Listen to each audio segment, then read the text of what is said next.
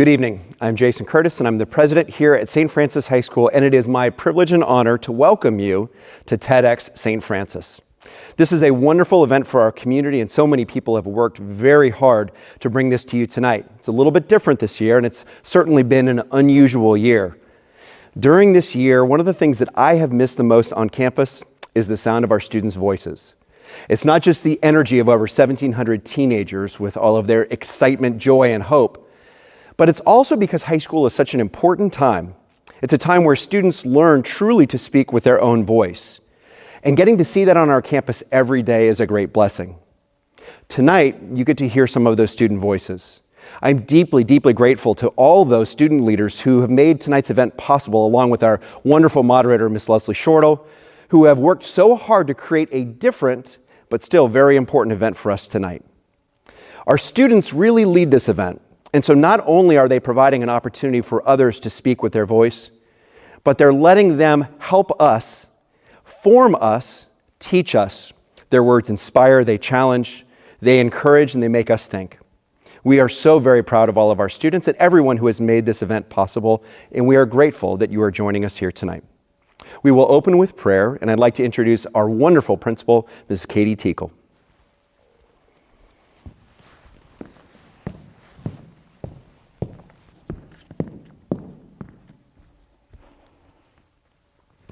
Good evening. Let us begin in the name of the Father, and of the Son, and of the Holy Spirit. Amen. Loving and gracious God, we thank you for the opportunity to gather today as a community to celebrate the voices of our students. We are grateful that you have given them the power and the strength to share their stories, and that you have endowed us with the capacity to hear them. We ask that you watch over our speakers and crew members who have worked tirelessly to make this evening possible, and that you give us the capacity to listen deeply and fully to the words we are about to hear. We ask all of this through Christ our Lord. Amen. In the name of the Father, and of the Son, and of the Holy Spirit. Amen.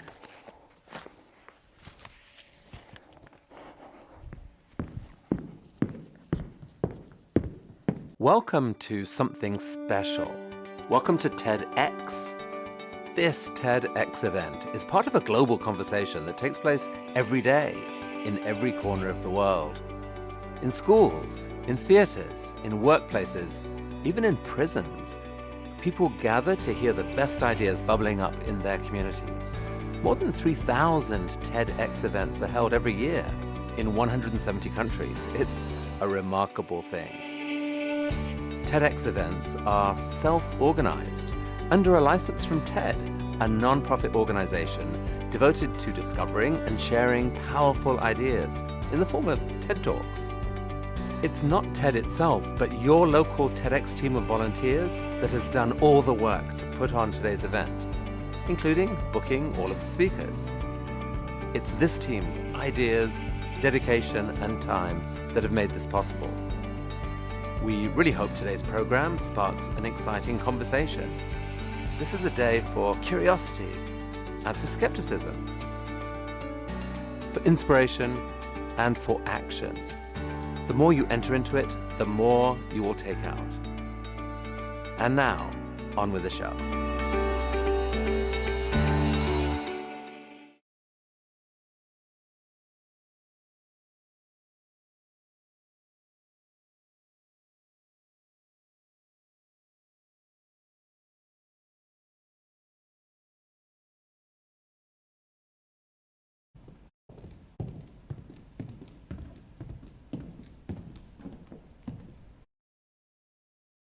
Last time we left you, there were 7 other board members on the stage. They have since graduated and moved on to the next chapter of their lives. And then there were 2 fresh-eyed sophomores who really only got to see TED by looking over the shoulders of those around us. And all of a sudden, TEDx was ours for the taking. Now this challenge we understood. Hi, my name is Caitlin Maholko, and this is my co-director, Haley Flawhaven. While we were ready to recreate TEDx St. Francis High School, what we didn't anticipate, or anyone, was that a global pandemic would also be thrown our way, and pretty much overnight, all aspects of familiarity were no longer an option. So, in the spring, after lots of thinking and rethinking, we did one thing: go back to our roots. The main message that binds this entire event together: ideas worth spreading.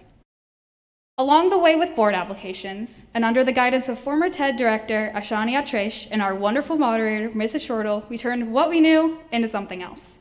We doubled the board size and even picked up an extra director, Senior Anay Nagarajan, while we were at it. And blindly, without knowing the future of the event, that was that. A lot has happened since last February. The 2-week break we all thought we had in March transformed into months and months of not being able to resume the life we once called normal. With the pandemic, the prevalence of racial injustice in our global and local communities, and the general unrest brought about by both, we all wondered, how could we contribute to pushing the needle of justice further along? This past year has been the rude awakening that we all needed, though, and out of the struggle, we've seen a lot of beauty. We've seen families brought together closer by the time spent at home. We've seen communities and individuals from all walks of life rally together to protest the racial injustice and police brutality. We've seen young people like ourselves take notice and be the change that they want to see. In the midst of this renaissance, we are now aware more than ever that we can never stop learning and never stop listening. So when the three of us were presented with the task of selecting speakers for this year's event, it was nothing short of a mountain. How do we build something so impactful from the ground up that once relied on pure, face-to-face communication? Despite the three of us barely knowing each other, we put our heads together, found some ideas, and the rest was history. Over the next few months, we would start to see these stories come to life. Workshops, Google Docs, you name it. Even up to what you'll see tonight is the raw authenticity of our generation, getting down to the nitty-gritty and answering the question of, what is your story? But more importantly, what can the world learn from you? TEDx St. Francis is a product of a ridiculous amount of Zoom meetings, texts, emails, and even meeting your co-directors at 6 a.m. on a Saturday. We'd like to take a moment to recognize our board, who have gone above and beyond mentoring speakers and making this event amazing. Our Director of Speakers, Mia Chang, Director of Hospitality, Shaina Bilal, Director of Publicity, Leah Escobar, our Director of Tech, Sarah Fazioli, and our Director of Crew, Amelia Forrest.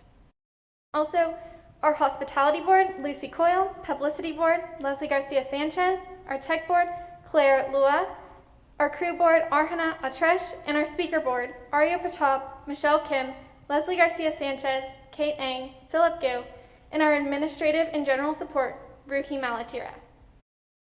From the first day of board application launch until this very moment, we bring to you the product of ideas, perspectives, and calls to action. Built on the communal love for open conversation and communication, we're able to bring the chance of a better understanding of ourselves, each other, and the world around us. And maybe you'll make some best friends along the way. TEDx here at St. Francis is so unique and special, and on behalf of myself and everyone else on stage, we hope that you enjoy yourselves and learn something new. We encourage you to stay for the duration of tonight's event.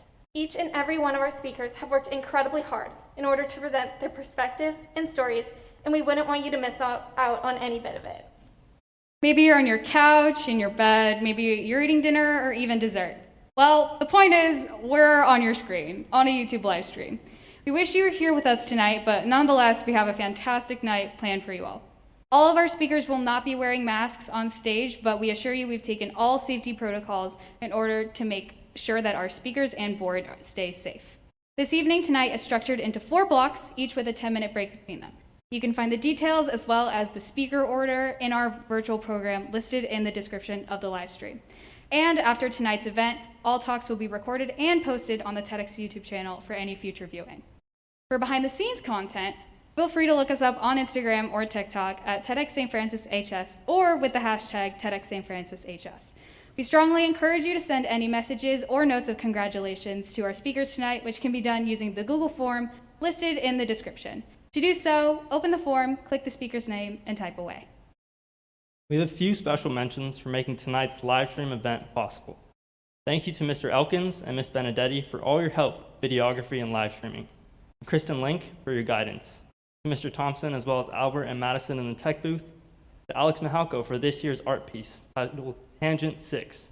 And to Harlan Banks for photographing tonight's event. Once again, thank you for choosing to spend your night with us here at TEDx St. Francis High School.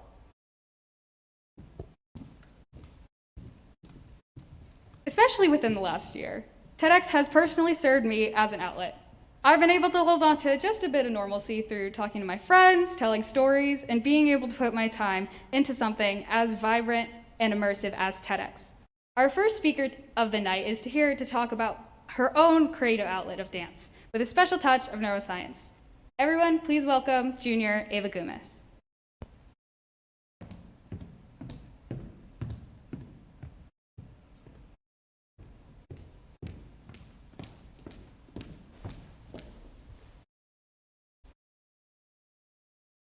For the past 2 years, I've begun every Saturday morning the same way. I grab a coffee before heading to the dance studio to teach my morning Tiny Toes class to the adorable little toddlers. I've always had an affinity for spending time with little kids because of the precious things they say and do. While I have been a substitute teacher for a variety of different age groups and classes, I most enjoy teaching the 4 and 5-year-olds because I can ask them questions, have somewhat real conversations with them, and watch them grow and improve the most throughout the course of the year. To take attendance, I always begin class with a question. The first few weeks, I take it easy on them and ask questions like, what's your favorite color? But then, once they get to know me a little more, I like to spice it up. So I ask them, if you could combine any 2 animals, which 2 would you combine? To which one toddler replied, a lion and a water bottle, which yeah, I'd kind of like to see that too. However, one girl, who I'll call Sarah for the sake of privacy, never responded to my questions. Does she not like me? Am I doing something wrong? I asked myself after the first few weeks of class. Little did I know, at almost 5 years old, Sarah had yet to speak her first words and was considered nonverbal by both her speech therapists and doctors. Her mom explained to me that while Sarah understands speech, she doesn't offer a verbal reply. Well, she utilized nonverbal cues such as nodding when I asked her if the steps made sense. I wanted to find a more personal way of connecting with her since verbal language was obviously not the medium she preferred. By emphasizing the rhythm of a tap step and its sound, I saw a lot of progress. Instead of describing the step out loud, I broke down each component and made it as loud as I could, which my fellow dancers know is not really how you learn how to tap. Anyway, as the weeks progressed, she grew more and more comfortable with me, one day even reaching out her hand so that I could help her balance as we took the more challenging tap steps across the floor, which was also helpful for me since I never learned how to tap beyond maybe the 2nd grade. By the end of the year, we'd arrived at the holiday performance for the parents. After finishing the routine to Rudolph the Red-Nosed Reindeer, I passed out candy canes to send the kids off to winter break. Sarah ran up to me and gave me a big hug. Her mom, with a huge smile on her face, said that Sarah had only ever hugged her a handful of times before. For the coming weeks, I could not quite seem to wrap my head around why she felt so comfortable with me. After all, I only saw her an hour a week, and during dance class, I nearly drowned of curiosity, wondering what exactly it was that I was doing to make her feel comfortable and understood. In January of 2020, I joined the Magical Bridge Diversity, Equity, and Inclusion Board for Teens, which furthered my knowledge and compassion for those with developmental disabilities. As a team member, I researched inequities that this marginalized group experiences and looked into some solutions. I learned that this organization had already made tremendous strides for this community by creating a playground equipped for people of all abilities. I was fortunate to work with the foundation's CEO, Annika, who created the organization for her 17-year-old daughter, who is nonverbal and requires assistance with nearly all aspects of day-to-day activities, as she functions primarily at the level of a neurotypical 2-year-old. At her high school, Alenka's daughter does not receive an adequate education. Instead, she delivers mail to classrooms and waters plants around the campus. These activities aren't meaningful to her because they don't match her developmental level. Through a process of learning called active learning, which my team and I observed from both neurological and behavioral perspectives, students are encouraged to learn at their developmental level. For students with unmatched developmental and chronological ages, this might be parallel play with blocks or playing with Play-Doh to develop sensory motor skills. While this seems so obvious, this approach to education is only implemented in 3 high schools in the United States. So, after researching this style of learning, my team and I put together a series of videos and blog articles to present to the city of Palo Alto, encouraging the implementation of this process. Another major component of tools and therapies that can be helpful for these types of learners is vestibular motion. The vestibular system, which is our inner ear balancing mechanism, works closely with the visual system to help coordinate movement and send this information throughout our brain. The development of the vestibular system occurs through physical activity and is important for both motor and cognitive skills. Additionally, this system is important because it helps maintain balance, improve visual tracking, develop muscle coordination, support language development, and encourage self-regulation. Vestibular motion is standing up, turning, or even zipping up your jacket. It is crucial for self-sufficiency. Thus, in order for a process of active learning to actually take off, kids have to move around and continue to develop their neurological skills. After noticing how well Sarah had seemed to catch on to the new steps, I was so curious what might explain these events. Well, now I can give all the credit to active learning and how huge of a component vestibular motion is in dance and movement, even if it's baby ballet. Part of what makes the human brain so confusing to understand is that its pathways are so interwoven. Now, bear with me here, we're about to talk neuroscience. Not surprisingly, the route that neurons take to get to the vestibular system makes this region very closely related to our sympathetic nervous system, or our fight or flight response. Among the list of involuntary actions that our sympathetic nervous system is responsible for is the production and release of endorphins, which are almost like a natural morphine that our brain produces. These chemicals are released and produced to reduce stress and relieve pain and have many associations with the neurotransmitter dopamine, another feel-good chemical. Now, endorphins are released through the processes of the sympathetic nervous system, which is where the information from our vestibular system is directly sent. So, the vestibular system majorly interacts with the release of endorphins, which is why it is so important for us to get up and move around. Congratulations, you now understand the neuroscience of exercise. After returning from our winter break, we begin the dance for the annual show in June. While working on some of the choreography with one of the groups of students, out of the corner of my eye, I see Sarah standing giggling in the mirror. I run over to her and ask, "What are you laughing at, silly girl?" expecting her to point or nod, typical nonverbal cues. I gaze behind me into the window. I see Sarah's baby sister sitting in a stroller. I hear this tiny, sweet voice say, "There's a baby outside," only to realize Sarah was the one speaking. At nearly 5 years old, Sarah had spoken her first words, and to me during dance class. I was shocked.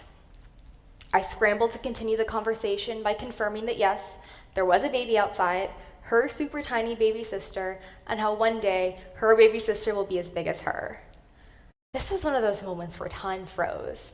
Even after getting to know Sarah for months, this was not something that I ever imagined happening. I'm very pleased to say that since then, with the right forms of therapies and tools, Sarah is now a loquacious gal, and she has many new friends with whom she enjoys spending time. And her two favorite animals are unicorns and kittens, so we can just imagine what those would look like combined. I think what initially drew me to Sarah was that I saw and see a lot of myself in her. I could tell from the shy way she presented herself and avoided eye contact that she's a very kind girl who's just having a tough time. Since her age, I too have felt so at home at the dance studio. Through the universal rough patch, commonly known as adolescence, the dance studio has been a safe place for me to avoid the pressures of math tests and complicated friendships. Even more than that, my family at my dance studio has helped me process and come to terms with my own struggles with anxiety. We all have those days when leaving our bed seems impossible, but dance is always the reason I get out of my bed on Saturday mornings. I realize how necessary it is for me to get in the studio and, as my favorite TV duo, Meredith Grey and Christina Yang would say, dance it out. I recognize that physical exercise is no panacea for all mental illness, but we do know that there is some neuroscience that helps explain why it has been so impactful on both Sarah and me. As it turns out, my major interests of dance and the human brain aren't polar opposites. Instead, they combine to help me make a difference in someone's life and learn a lot along the way. Experiences like these challenge us to ignite our inner curiosities and to take charge, no matter what tiny and silent package they may come in. Thank you.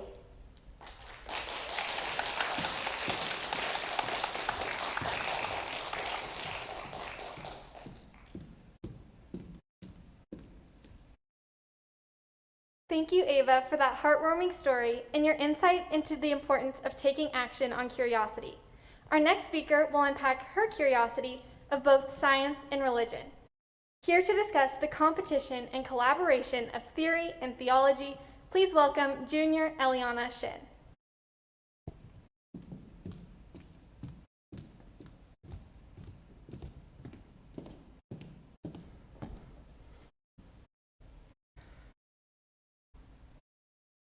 When faced with two choices, how do you come to a decision? What factors do you consider important? Maybe you get a gut feeling, or make a pro-con list, or maybe you use logic, or listen to your emotions. My first significant decision dates back to 2005, when I was a year old. In traditional Korean culture, a baby's first birthday is celebrated with a big party. The main event is when the baby picks an item from a selection that represents different characteristics or achievements for the future. So there might be a ball for athleticism, a long string for a long life, or even a pencil for intellect. So you can imagine the commotion as people tried to get me to pick a certain item they favored. Every time I would reach out to grab something, there'd be an uproar, and I'd get scared and pull back. Eventually, I did end up choosing the stack of cash, so I'm waiting a couple years for that wealth to kick in. But even as a baby, I struggled to make a choice. Every time I would make up my mind, something would disrupt that thought and turn me another direction. This is precisely how I felt approaching science as a Catholic. About 3 years ago, I heard a sermon on the holiness of the human person. I found this really compelling. The Bible teaches that all human beings are made in the image of God. This makes us perfect and holy and different from the rest of God's creation. A couple months later, my biology teacher introduced me to the concept of genetic engineering. This is the practice of altering an organism's genetic makeup. This technology can make humans healthier and even more, stronger, faster, and fitter. I thought, that's really cool. And then I paused. Hold on. If we're so perfect and so holy, made in the image of God, what's holding us back from making changes? Why are we at liberty to create these changes? But at the same time, if we have the means to make humans' lives healthier or easier, what's holding us back from doing so? Growing up Catholic, I learned about many principles that would guide me in everyday life. When I say Catholic, I mean that pretty seriously. Baptism at 4, First Communion at 7, Confirmation at 14, which is by far the worst age to have any extra oil on your forehead. But that's an issue for another time. So I began my faith journey very early on. One of the first things I remember learning about is the book of Genesis. This book teaches that God created the entire universe in 6 days. I didn't question this at all. I took it as fact. But can you expect otherwise from an 8-year-old? However, as a kid, I was also a big reader. I read a lot, all the time and wherever I could.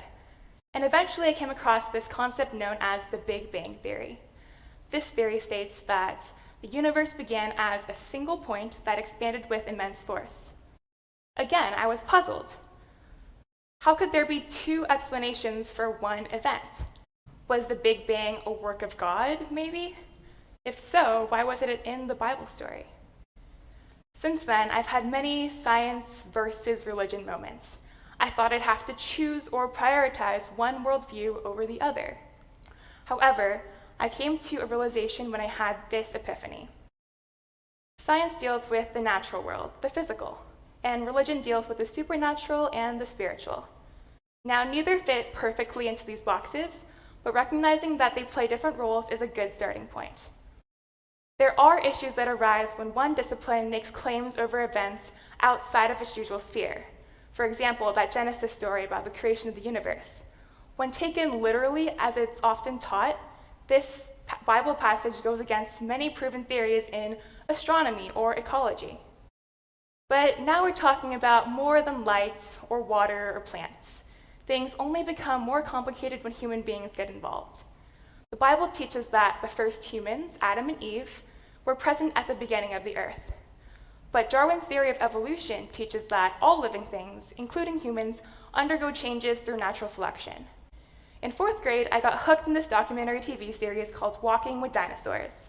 There are a lot of weird-looking creatures in this show, and I enjoyed watching them, until I realized that the narrator kept referring to them as our ancestors. Our ancestors? What did he mean, our? The creatures on the screen looked nothing like me, or Adam, or Eve. So I came up with some wild theories. Was the biblical Adam a carbon atom, maybe? Or was Eve bacteria? Thankfully, I've learned a couple things since 4th grade. In my sophomore year here at St. Francis, I learned that the Old Testament often uses metaphors to convey a message or a theme. We cannot take everything literally. So maybe the prophet Jonah did spend 3 days and 3 nights inside of a whale, but the major takeaway of that story is not lung capacity, but unconditional faith. We must learn to interpret what we read. The Bible does not always seek to inform us about the workings of the universe. It is also meant to guide your spirituality. So we know that science and religion are not at odds. They play different roles, dictating different areas of our world. But I'm going to go further and say that there is potential for collaboration here. At a basic level, there's a great deal of common ground. Both seek to provide a better understanding of our world and how it came to be. Moving forward, they both want to improve humanity and its impact. So why is it so hard to create this partnership? The crucial difference between science and religion lie in their modes of thinking. This is where my lifelong internal conflict began, with the fundamental differences between the ways that science and religion taught me how to think. The scientific method teaches us to test ideas over and over again and collect hard data. The thought of believing something without direct evidence is a sin in the scientific world. But as a Catholic, that's precisely what I do. I put my trust in a higher power and I take faith in miracles that I've never actually witnessed. Another important difference between science and religion are the timelines that they occur on. While religion has remained consistent for thousands and thousands of years, centuries ago, scientific ideas were explained very differently. For example, the Earth was the center of the universe. If there was a storm, it meant the gods were angry. So while science has progressed exponentially since then, religion has persisted. And while we've come a long way since sundials, I do have to give ancient civilizations some kudos. They placed science and religion in the same context. For them, there was no divide. And here at St. Francis, this Catholic school, our religion and scientific education come hand in hand. Maybe you begin biology class with intentions, or walk from physics to moral issues, or maybe you find these prayer hands coming out before a chem test. I find the duality really enriching and evidently thought-provoking. So partnering science and religion in the real world could very well be worthwhile and effective. Because in truth, neither hold all the answers. Science can give us the what and the how, but it can't give us the why. And that why is crucial. While knowledge certainly is power, by itself it's not quite enough. We need meaning and we need purpose for the things that we put our energy into. And religion can give us that, as can philosophy or ethics. My point is, science and religion alone cannot stand as strong as they could together. I don't deny that this partnership will be difficult. Religious views and scientific advances are becoming increasingly politicized. In the current COVID-19 pandemic, protocols such as wearing a mask or getting the vaccine are polarizing people. Often, the reasoning against science-backed safety measures is religious, whether it's about complete dependence in a higher power or questioning if the vaccine is ethical. These views take religion to an extreme, without considering the overarching principles of empathy or safety. Science offers things that religion cannot: the facts, the figures, and the constant revision. And vice versa. Religion can offer us deeper meaning. Why are we putting our time and our energy into these endeavors? And should we be? Using both principles of science and religion lets us have a greater impact on our constantly changing world. If we recognize truth in both, we can finally create this long overdue collaboration. Thank you.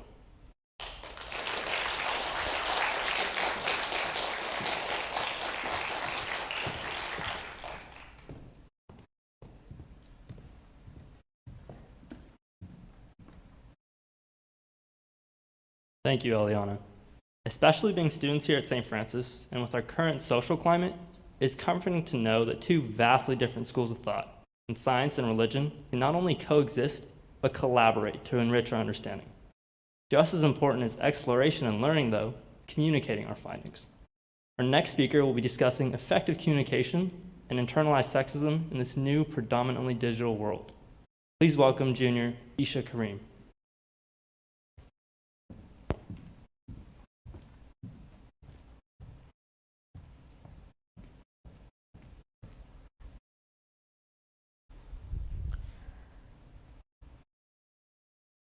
Ever since I was little, I loved serving my community. It allowed me to become closer to the people that were shaping my life and really give back to them. And so, it was my utmost honor to serve as the resident grammar police. You know, every little girl's dream. Once I learned the difference between lay and lie, there was no stopping me. I'm basically a walking, talking autocorrect with no mute button. Even as I'm entering the professional world, having only caught glimpses of it as a student, my penchant for punctuation has thrived. You know, I'm that pretentious texter who always punctuates the end of my sentence with a period. While punctuation marks like the period, the comma, the question mark are so commonplace in our language today, their origins are actually quite mysterious. But I've always been fascinated by one in particular: the exclamation mark. So the exclamation mark was first introduced into English printing in the 15th century and was known as the sign of admiration to show emphasis. But as language and its precision has grown increasingly inescapable in our society, I found that the meaning of the exclamation mark has changed. 1 means interested or displeased. 2 is alerting you to something, be it good or bad. 3 either means very excited or very angry. And anything more than that is reserved for parents when you don't pick up their call. But the point is, you can't really tell what the exclamation mark means without tone or social cues. So in email, letters, even text messages, the exclamation mark has transformed from simply a punctuation mark to a sort of punctuation cue of niceness. Now, I didn't recognize the exclamation mark's transformation until last year, when the pandemic began.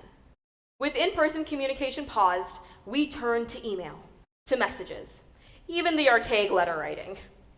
Now, I found myself staring down the barrel of, let's say, 20, 30 emails a day. Now, that's a lot for me, especially because I choose my words carefully. So on average, I'm spending 15 minutes crafting an email like it's to Jesus himself.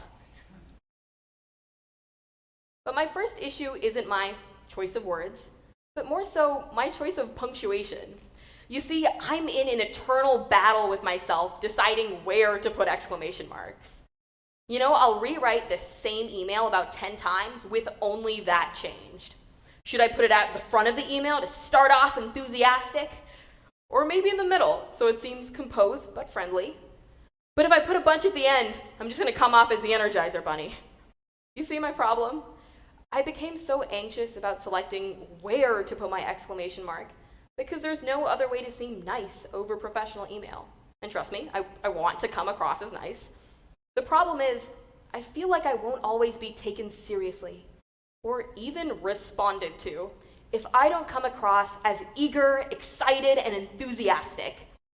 In emails with a male peer, my emails were the one overflowing with exclamation marks, and phrases like, "Sorry for taking up your time," and "Thank you for making this correction." In all honesty, I was pressured to use the exclamation mark, to always come across as eager, ready to help, and grateful. Like that's the state a professional woman should constantly be in. In all truth, email correspondence was taking pieces of me. The woman that you envisioned over email was no longer reflective of my identity. I struggled to define what I was feeling, what was pressuring me to act this way. But it turns out we've already got a name for it: internalized sexism. For me, internalized sexism is that I always have to appear grateful, ready to help, and appreciative. In all social situations, not just over email. I've realized that as a woman, I've donned this personality of constant gratitude because I'm afraid that I won't be seen as capable without it. I worry that I won't be taken seriously if I'm not accommodating. I worry about taking up space in somebody's inbox, although I have as much of a right to be there as anyone else. I worry about being perceived as cold. And come to think of it, I have never sent an email without the exclamation mark in it.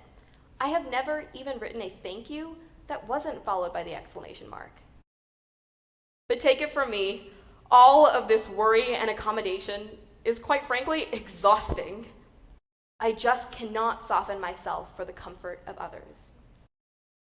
But punctuation, to me, is just a representative of all the other language that hinders my communication. I've probably heard about 1,000 times by now that I'm doing email wrong. I need to be more friendly in my emails. I should write more confidently. I need to be more professional. Professional. Quite literally the most elusive word to define. As the old wives' tale goes, women email differently than men. We're more personable and less persuasive. We apologize more, qualifying statements with "I think" and "I feel," and use permission words like "just." I think this would be a good idea. Sorry, I'm just checking in on your progress. I feel like this isn't the best course of action. But notice how, when I take out the permission words, I have a sentence that reads much differently than before. This would be a good idea. I am checking in on your progress. This isn't the best course of action. I end up with a sentence that is concretely assertive. And for some, it might be a turn off. But because you've heard me say these sentences, you are aware of my tone. This isn't the best course of action is non-confrontational when said out loud. But unfortunately, we lose that benefit over email. You can't be aware of my tone because you can't hear me talk. And if you could, I would be worried. And so, humans do what we're best at: assume. We fall back on cliches and throw out every #woke post we've ever tweeted. So when we encounter these emails lacking in punctuation cues, like the exclamation point, we jump to conclusions and rely on implicit bias to inform tone. I mean, even in your profession, you've probably noticed this. You understand how much time and emotional energy is swept up into responses just to save yourself from an untrue characterization that may become a lasting impression. At the rate we're going, the exclamation mark is basically just corporate self-sabotage for anyone looking to climb up the ladder. Even if it's only a quick one-line email, multiply that by 50 and you can kiss your afternoon goodbye. In my struggle with sexist emails, I was searching for a scapegoat, someone to blame for upholding the patriarchy that walked all over me. So I automatically jumped to, if the exclamation mark hurts women, then it must benefit men, right? Yes, it's true that some men do benefit from patriarchy, but not all of them do. Sexism hurts men just as much as it does women.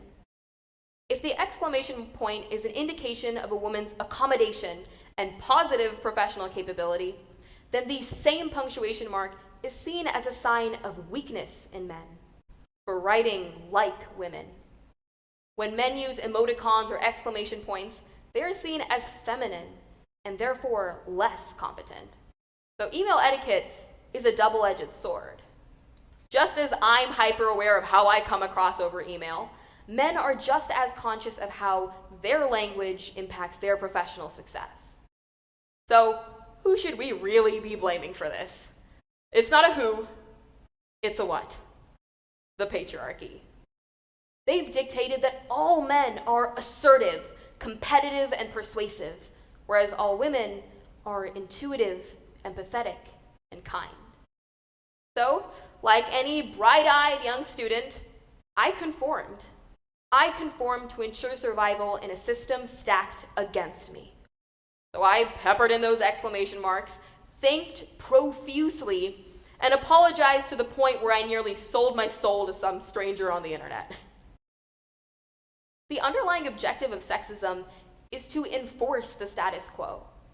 So the way that we can dismantle the patriarchy, even in the smallest ways, quite literally, is to be conscious of our punctuation and our language. We have to understand how by adhering to sexist email etiquette, we uphold it. I've stopped using the exclamation mark, but that's an oversimplification. I've just been more conscious of where I placed it. I want to be genuine and purposeful with them. Anytime I feel pressure to place it, I ditch it and send the email before my palms get sweaty with worry. I use my thank yous sparingly and purposefully. When we leave thank yous and I hope you're wells in all of our emails, we devalue those words. We water down their true meaning to email courtesy. So when we truly want to inquire after someone, we're left searching for the right words because all the right words have become commonplace. Taking a step back, however, in no way am I calling for the end of exclamation marks. Radical, yes, but fair, not so much. The fact of the matter is, the exclamation mark in and of itself is not problematic. The way that we as humans have gendered it is.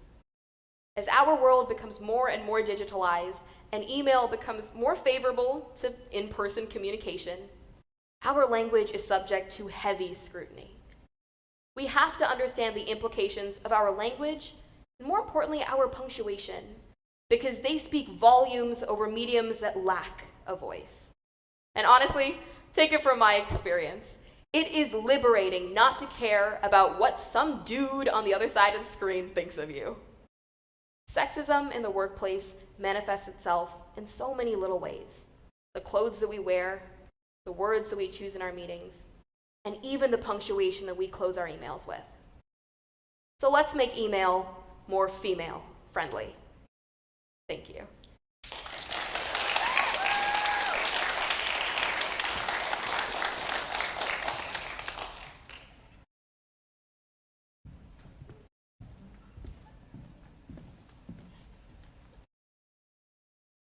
Thank you, Isha.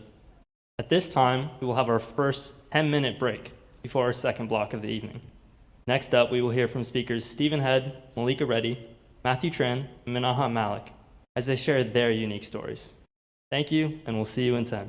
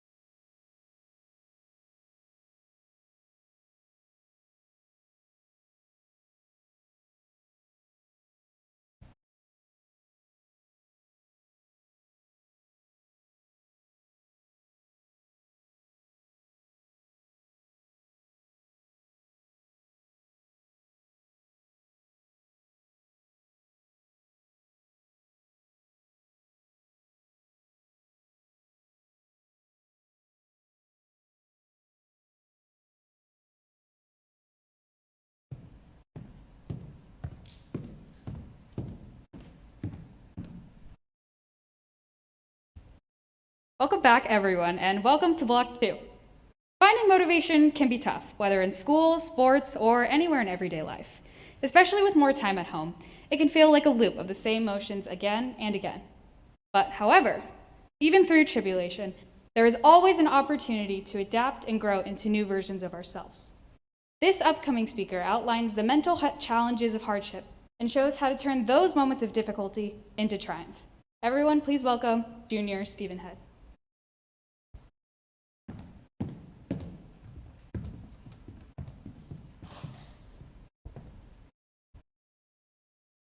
Many people have heard the phrase that it takes 10,000 hours in order to be good at anything that you want to do in life. While this is true, it's really only half the equation. You also have to have mental toughness in order to accomplish any goals that you set for yourself and push through all the challenges that you face in life. I found mental toughness through playing sports all throughout my life, and they've been a central part of it. Let me paint the picture for you. My dad, he'd always pack so much camera equipment to go to my sports games that it would need its own dedicated backpack. My mom, she would cheer for me all the time before, during, and after the game, reminding me just how proud she was of me every second she got. And don't even get me started on the family dog, who, when taken off his leash, ran wild all across the field. Combine that with the SUV packed with Gatorade, sports equipment, food, chairs, and that was my life for most of my weekends in my childhood. Sports were, as you can tell, were a central part of my life, and they brought their fair share of both ups and downs. When I was faced with challenges, I had to learn how to callous my mind in order to overcome those challenges and keep pushing through. But what exactly is a callus? Most people recognize a callus as that thick piece of skin that builds up on your hands after putting in time, dedication, and effort into anything that you do. Whether you're lifting a barbell, swinging a baseball bat, or doing a gymnastics routine over and over again. But in order to build a mental callus, you have to understand times when you didn't have a mental callus so that you can build upon those situations that you faced.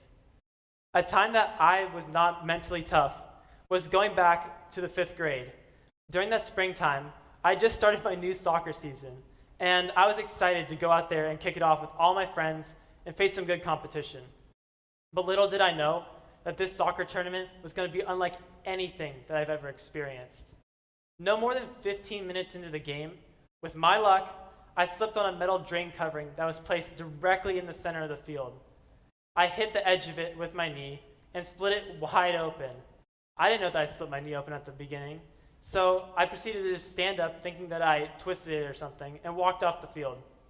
It wasn't until the opposing team's coach looked at me with a face of horror and disgust that I realized that my knee looked like a zombie limb from Dawn of the Dead, with the bone showing and it split wide open. After that, referees, coaches, and parents came swarming after me. I was hoping they'd just give me a Band-Aid so that I could go on my merry way. But instead, my dad came over and, being the hero that he is, had to scoop me up and run me off the field to our car. After taking a quick trip to the urgent care, and nearly 18 stitches later, I found myself sidelined from sports for nearly 2.5 months. At first, I was excited. What 5th grader doesn't want to be on the couch 24/7, being served hand and foot, and watching unlimited Netflix? It sounded like the best situation I could have. But as time progressed, my mind wandered, and I realized that while I'm sitting here on the couch, just not doing anything, my teammates and my opponents were getting better as they progressed in their season. This caused a lot of negative thoughts to swirl through my head, and I thought that I'd have to start from rock bottom when I went and did other stuff, and when I went back to my other sports. But I then realized that I should stop focusing on what other people were doing and focus on myself. I didn't do that during this time of my life, and I regret it now, because you need to focus on what you can control rather than what other people are doing around you. Fast forward to the summer before my freshman year of high school, and you can find me doing new sports that I fell in love with, such as lacrosse. I loved its physicality, endurance, and agility that was required in order to play. But in parallel to lacrosse, my mom signed me up for track club. But little did I know, my mom signed me up for long distance track, something that I hated, or to be fair, something that I just wasn't good at. I told my mom to cut our losses and to just let me not do it, but instead, I stuck with it because I got to meet the coach at Homestead High School, Coach Seeley, and he radiated such positive energy that I decided to give him a chance. My first day there at the practice, we had to warm up for 2 miles, something that I had never done before. But having the competitive nature within me, I went and I raced my heart out for those first 2 miles and came back with shin splints and cramps all around. After realizing that we had more miles to complete on the track, I told Coach Seeley I had a cramp, which I didn't, and proceeded to just take a nice long break next to the track in the shade. This kept going on and on for some time, and I realized that Coach Seeley never really pushed me to get up from under the shed and go do the track workouts that he assigned. This caused me to change my perspective and realize that no one could force me to do anything that I didn't want to do.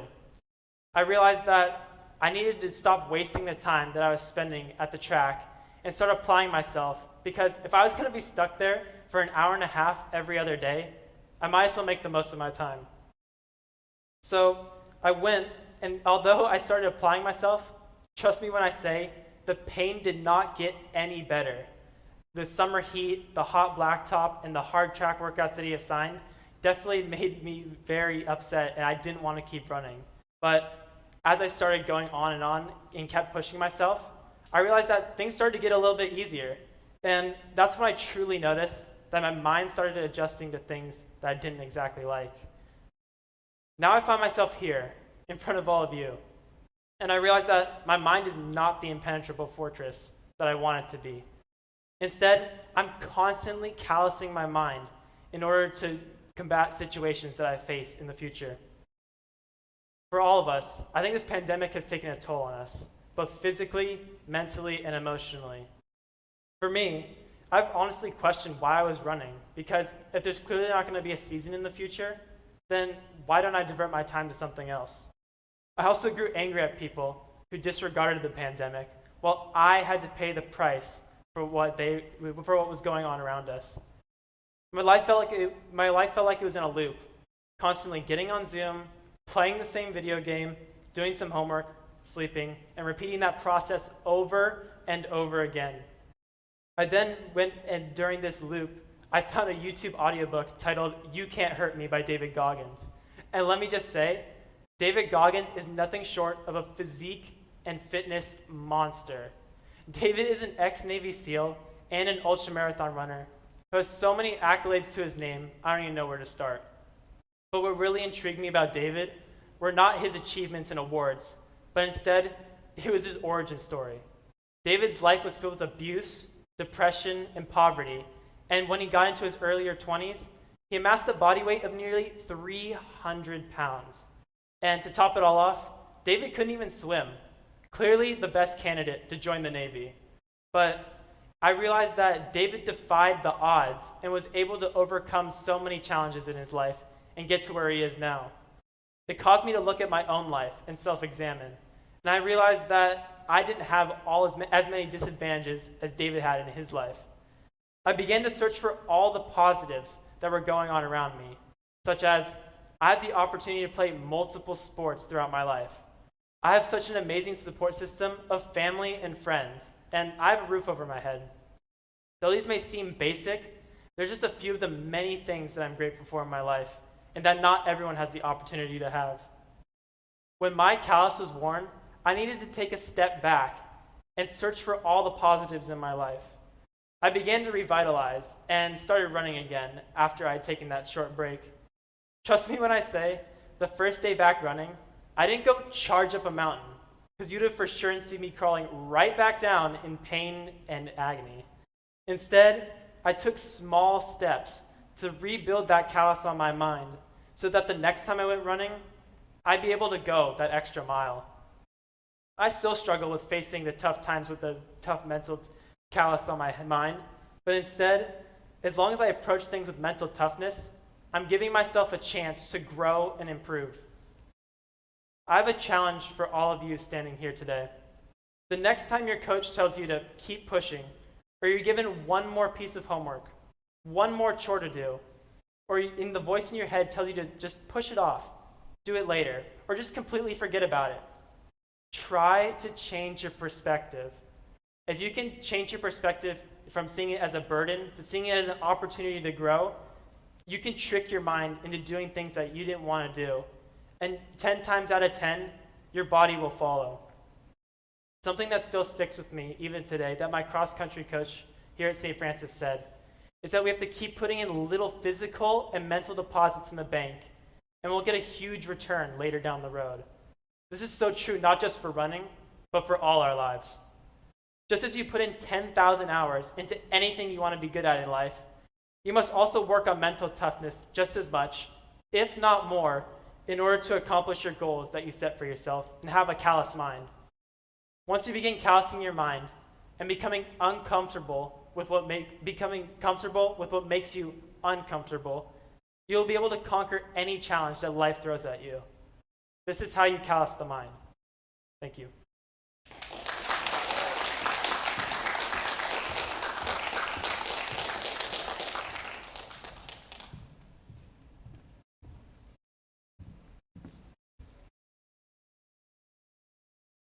This year has tried and tested all of our mental strengths.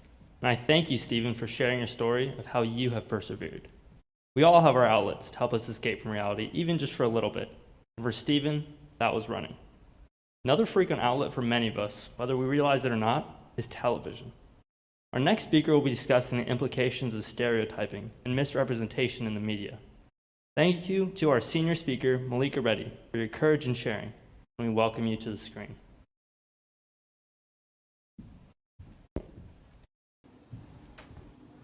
After coming home from middle school, ready to binge watch another show, as usual, I pushed my recliner seat up and I grabbed my bag of Boom Chicka Pop. I came across Jessie, a Disney Channel show about a multicultural family, and I was so excited because I saw a South Asian boy on the cover of the show, named Ravi. This excitement was so unfamiliar to me, as I had never seen shows with South Asian representation before. But the more I watched, the more I realized misrepresentation is just as bad as a lack of representation. There was a particular episode where Ravi was attending his first day of school. His character would exaggerate stereotypes, from awkwardly greeting people by asking to show them a picture of his lizard, to being called a traffic cone for wearing a sherwani, a beautiful garment commonly worn in South Asia. To really deliver the final blow that Ravi was uncool, they made him roll on the ground yelling when the school bell rang, because he apparently had never heard what a bell is in his many years of life. Ravi was seen as embarrassing, socially awkward, and his accent was painfully over-dramatized, with the laugh track constantly playing in the background. Ravi was often the brunt of the joke. My initial excitement slowly chipped away, episode by episode, as the so-called representation seemed to portray someone nothing like me. Throughout my life, I have watched so many movies and TV shows that my doctors would literally gawk at my screen time.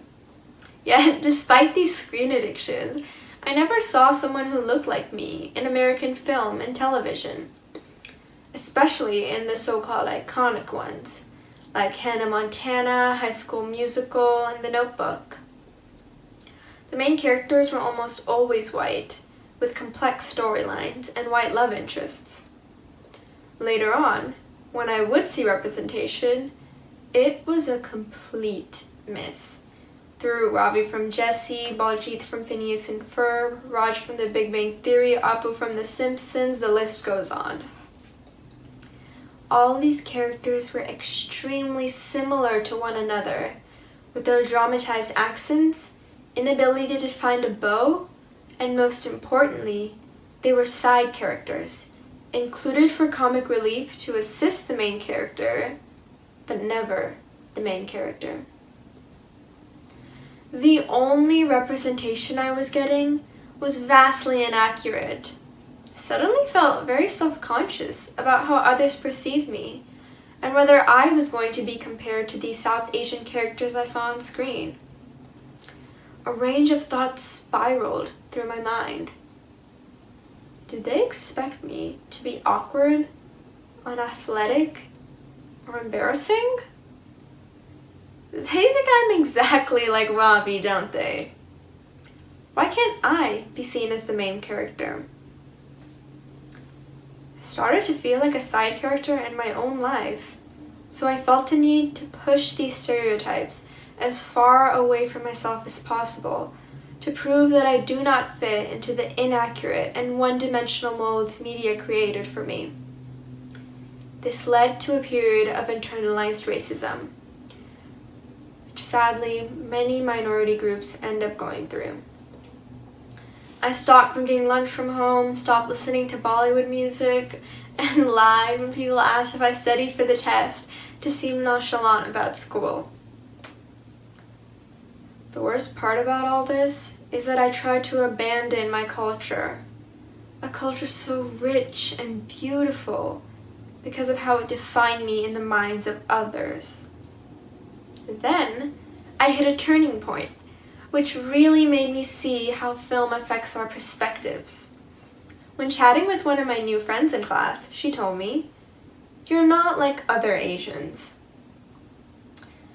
She expected it to be a compliment, but I was deeply offended. Isn't that what I wanted? To distance myself from the stereotype on screen? Yes, but her phrasing here is important. She did not say you're not like the Asians I see on TV. She said, you're not like other Asians. She truly believed that all Asians fit into the stereotype she saw on TV. A perspective she apparently held for around 60% of our world. There are around 4.5 billion Asian people in the world, and she thought we all were the same awkward character she saw on TV. It doesn't make sense. I realized by running away from my culture, I was a part of the problem. The less people saw of my culture, the less they would learn about it, making them get their only information from inaccurate media. They would truly believe that Padma and Parvati Patel's awful Yule Ball outfits from Harry Potter are common traditional Indian clothing. I could not let that happen. Not embracing my roots was only hurting myself and erasing a part of who I am. I started going back to loving my roots, jamming out to the Ye Jawani Hai Diwani soundtrack, bringing the rich, appetizing aromas of my ethnic cuisine back to lunch, and celebrated Holi and Dandiya with my friends. After I began to truly understand the effects that film has on our perspectives, I wondered why South Asian actors would take on these roles and wanted to see the experience they had in Hollywood. The acting industry is so tough, especially for people of color, that a majority of the only roles available for South Asians are ones perpetuating some kind of stereotype with a thick accent. I came across Kal Penn, a popular South Asian actor known for his work in The Namesake. He would ask the casting directors if his character could not have an accent, and they would ask for more authentic accents, meaning heavily exaggerated accents usually used for comedy. Even on the rare occasion South Asians are casted into a film, most are of Indian descent, when in reality there are 7 other rich and diverse South Asian countries who are often overlooked and deprived of any representation, since writers choose Indian characters to represent the diverse and complex range of the South Asian community. On top of that, most of the South Asian representations on screen are not even crafted by South Asians, reinforcing the stereotype the usually white writer believes in. These characters are essentially fit for the white gaze. Even when South Asians want to go into film, They're often forced into a role that casting directors think the audience would find funny and pay to see. So, how can we change this? We first have to notice how film and television affects our perceptions in real life. How we are all represented on screen affects how we are seen by the people around us, can simplify us or treat us as if we are one-dimensional. This can have harmful effects, such as periods of internalized racism and some microaggressions. But the audience has the power to change what we see on film. If the audience stops watching and showing interest in a certain stereotype, Hollywood will not make them anymore. We cannot find these stereotypes hilarious and need to understand the detrimental effects they have on children growing up. We need to be seen as equals, not as side characters or the butt of an offensive joke. Let it be known to showrunners that these stereotypes hurt and put pressure on them to hire more South Asian writers and actors through signing petitions, spreading this information through social media, for example, and even going into film ourselves. Even if you are not South Asian, you still have a big part to play. So notice and talk about this issue. You can love a show yet still call out its flaws in representation. Encourage more South Asians to tell their stories. Listen to positive South Asian creators, such as Hassan Minhaj, Kumail Nanjiani, Jamila Jamil, Mindy Kaling, and Dev Patel. Continue watching and supporting roles like Tahani from The Good Place, Mindy Lahiri from The Mindy Project, and Hassan Minhaj's Netflix special, Homecoming King. Read articles about South Asians' viewpoints on their representation in film, such as The Simpsons Silences Apu, South Asian Creatives' Hope for the Character's More Authentic Revival by Sharari Duri, and Why We Need More Diversity in South Asian Representation by Mish Menixon. So many South Asian stories are out there to be told, and it is up to all of us to tell them or urge others to speak up. Representation is so important for every single one of us, no matter race or ethnic group. It makes us feel seen, understood, and represented in our own lives. Inaccurate portrayals stifle and limit us because none of us are one-dimensional, and we are all so much more than a side character in overused stereotype. The next time a young South Asian girl plops herself in front of her TV and grabs her bag of Boom Chicka Pop to binge watch another show, I want her to be able to find an accurate representation of herself. Characters not constantly at the brunt of the joke. Characters not defined solely by their ethnicity. South Asian love interests. Complex, multi-dimensional characters. Main characters that empower us and uplift culture. Thank you.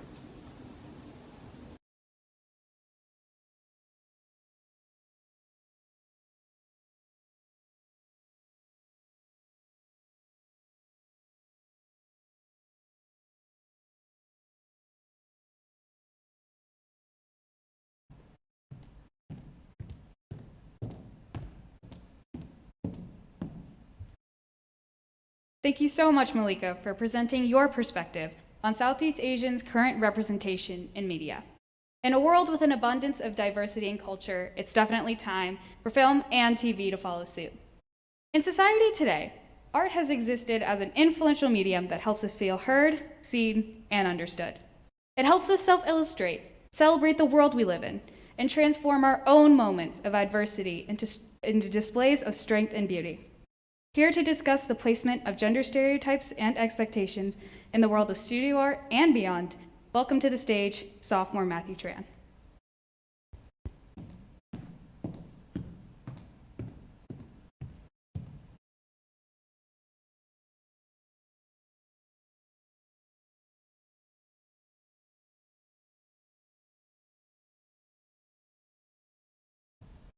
I am an artist. I see beauty and creativity in the most ordinary things. I actually like abstract art. I love the philosophical study of representation, expression, interpretation, and aesthetics. For those of you wondering, yes, I know you can't see me. I once enjoyed being invisible so nobody could critique me. I was lost and I struggled to find acceptance. So I thought invisibility was my only strength to carry me through. That was until now. Growing up, I wanted to be a painter.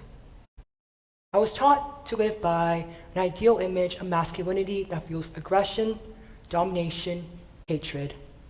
For 5 years, I attended a grade school with only one class of 30 students per grade. Of course, everyone eventually grew tired of each other, and I started to feel suffocated by the gender stereotypes supported by society. Children as young as 5 are exposed to this toxic underground system of beliefs that thrive on being unacknowledged. Throughout my entire life, my accepted reality was that normal girls were nurturing and submissive, and normal boys were rowdy and into competitive sports. As a scrawny, shy boy who didn't fit the mold, I struggled to fit in.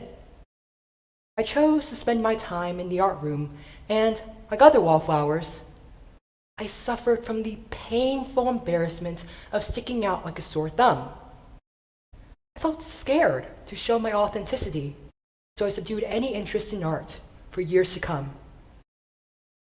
Every single person during their childhood experiences figuring out who they want to be when they grow up to fit into such a big society.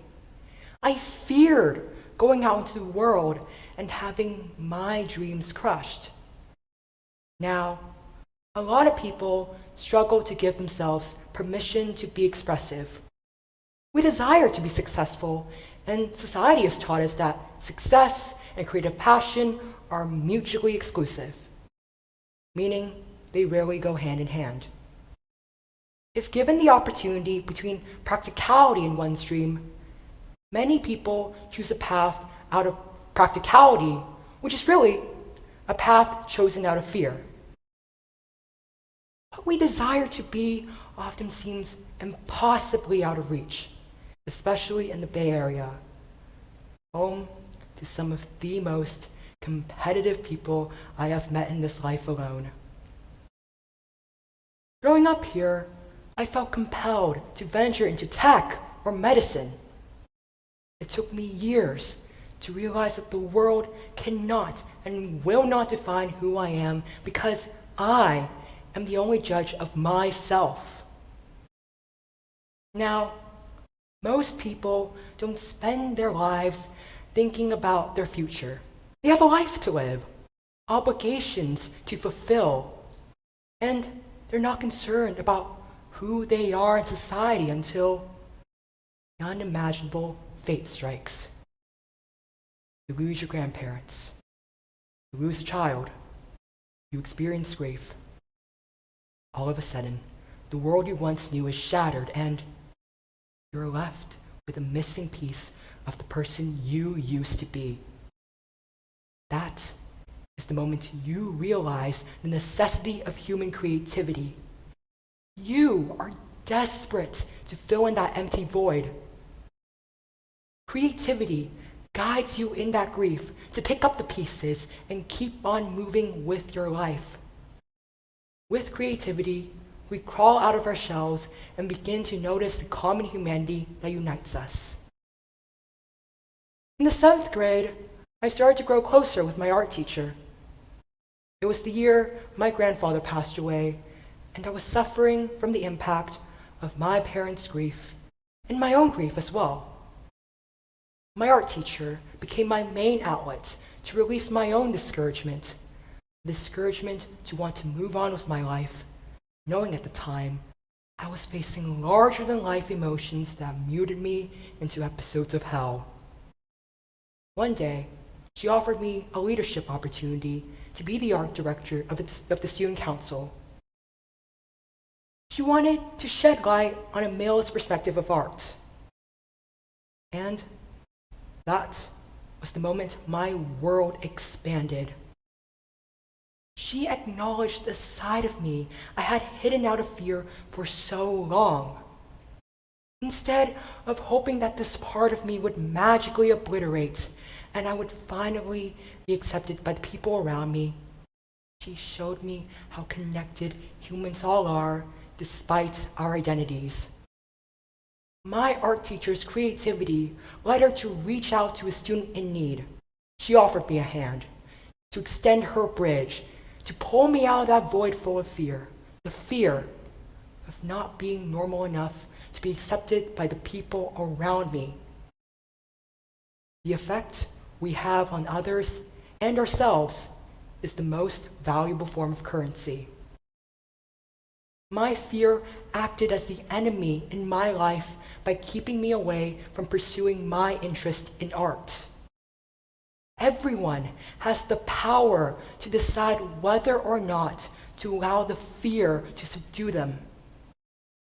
You can either choose to spend your entire life listening to your inner demons and constantly living in fear, or you can choose to live life the way you want by following your passions. The decisions we make in this moment are on the basis of either fear or passion. Decisions made from either listening to the head or following the heart. I regret not following my heart and allowing the fear of humiliation to stand taller than me. Anybody can be a survivor from their own fear. I became a survivor that day because I made the conscious choice to allow myself to be expressive of the artistic side I had suppressed for so long. Before I could survive, I had to know myself. I didn't love myself enough to want to know who I was. I was left stabbed by everyone's words behind my back, an odyssey of healing I'm still enduring to this day. So I learned that you are constantly changing and that knowing yourself is a lifelong process. To help, you can ask yourself this question to guide you. What do you love? You can then use your love to combat fear because love is the enemy of fear. If you let the fear in, you are only allowing the world to choose your narrative, and you don't get to live the life you want because you let your inner demons win. Fear bleeds into your imagination and writes this screenplay that illustrates the potential scenarios awaiting you. This same screenplay distorts your own sense of the reality, creating a motion picture drama I like to call I Can Never Fulfill My Dreams. Human creativity is liberation manifested inside of us. Human creativity is an old-fashioned value that remains a survival need for humanity. It unshackles us, letting us go into this escape from the problems of our superficial society and guides our interactions with one another. Human creativity is freedom. In our society, depending on our identity, that freedom can be taken away from us. These accepted stereotypes of gender are harmful in many ways, but most importantly, by impairing our abilities to love others and ourselves just the way we are. In truth, we aren't always doing what we love because we fall in that habit of preferring practicality over expression. Don't let your fear and what the world will have to say about you prevent you from doing what you love. What you want to fulfill lies beyond the perception of others. If you allow yourself to follow what you love, who you are shines through. It's your life, not anybody else's to dictate. Claim it like it's yours. By yours truly, Matthew Tran, and thank you.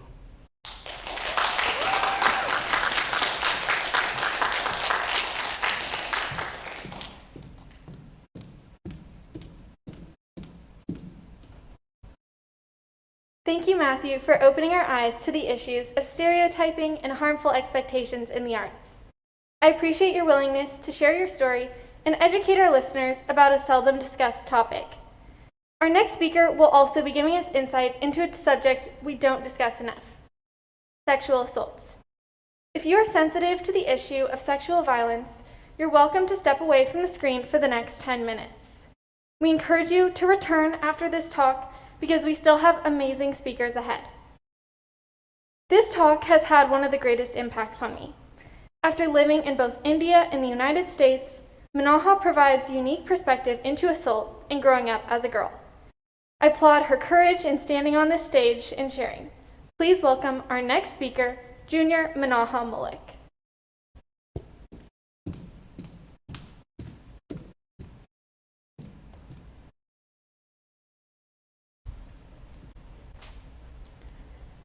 I don't remember much from the time I was 8 years old. I was just in 3rd grade, young, gullible, carefree. But December 17th, 2012 will forever be ingrained in my memory. You see, just a few days prior, my mother, younger brother, twin sister, and I had flown from New Delhi, our home of 8 years in India, just 3 hours south to my grandparents' home city of Chennai. A day later, we sat together in my grandparents' room, poking fun at one another, listening to stories, just like we always did. It was only when my mom received a notification on her phone, however, did she ask for the news to be put on TV. A bold red and yellow headline was the first thing that caught my eye. Translated from Hindi, it read something along the lines of brutal gang rape in nation's capital, while the photos of 6 men took center stage. The second thing that caught my eye was my mother, who had been sitting next to me at the time. She looked down at me from the screen with a sense of worry, of concern, so unlike anything I'd ever seen before or seen since. It was a look of horror, of desperation, and it has stuck with me vividly almost 8 years later. Now, only a few days passed back home in Delhi when I came to understand what exactly had prompted my mom's unforgettable reaction. She had recognized one of the 6 men involved in the rape and, less than 2 weeks later, the murder of 23-year-old physiotherapy intern Jyoti Singh, who the public later named Nirbhaya, Fearless One. One of the 6 men convicted, Pavan Gupta, was our family fruit seller. It had been only a week since my mom picked up fruits from his public stall did his face appear on headlines around the world. Now, throughout my time living in India, I do not recall ever walking down a street in the day or night, or wearing shorts or pants when, with arm by my side, were shorter than my knees. I do not recall spending the night at a friend's house who had a brother, younger or older, riding any mode of public transportation, or being alone with a man, indoors or out, who had no relation to me. Now, as a young girl who had yet to reach middle school, I'd been taught to remove myself from potentially exploitative situations. Mind you, I still trampled over cones during soccer practice like Hulk, adored the cheddar-filled world of Geronimo Stilton, and loved to do nothing more than sit with a ripe mango between my fingers as orange pulp dripped from my tousled hair and chubby cheeks. But at the same time, I've been taught to scream, but not panic. To not let anyone touch me here, here, or here. Stay in public, in a crowd, at all times. This is not a choice, but a routine, a necessity in the watchful eyes of my loved ones. Is it unfair to ask, however, men must do the same? Now, 1 in 3. This is the statistic the World Health Organization estimates is the number of women worldwide who have experienced physical or sexual violence in their lifetimes. 1 in 3 mothers, daughters, wives, and friends. 1 in 3 women whose rights and liberties have been unwillingly stripped, overwhelmingly, by guardians, partners, and protectors. Trust and loyalty obliterated in a matter of seconds. Trust me when I tell you from personal experience that there is no feeling quite like that of looking up to someone you loved or thought you loved, only to have that perfect image shattered in an instant. I ask that you think of just 3 young girls or women in your life. Then 1 in 3. Don't tell me these words, these numbers don't matter to you or to me. Now, if sexual assault may still seem distant or impersonal, then I understand. But I urge you to look less than 10 miles away. For on January 18th, 2015, 19-year-old Stanford University freshman Brock Turner sexually assaulted and raped Chanel Miller, a 22-year-old college graduate, while she was unconscious. Less than 10 miles away, and less than 6 years ago. But the questions most frequently asked were not why or was he prosecuted, rather, what was she wearing? Was she drinking? Where was she and at what time? Who was she with? Now think about these questions. In a just world, perpetrators are brought to justice and victims are unrelentingly supported.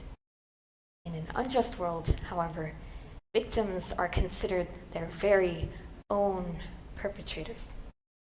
And so I ask you, what reality do we live in today? Well, every 73 seconds, a man or woman in the United States is sexually assaulted. It makes me cringe. It makes me angry. And it makes me fearful for the world our children and loved ones will learn to grow up in. We live in a world today where men fear to speak of experiences with sexual assault in the fear of emasculation, of being viewed as weak or unmanly in the eyes of a patriarchal society, where women fear, in speaking against assault, of being blamed as a victim, ostracized by her community, or even facing the risk of death. With every young girl who learns to grow up that she must always be silenced, and with every young boy who learns that he must always be tough and never vulnerable. Now, respect is not upheld when a woman walks down a street, not in fear. And when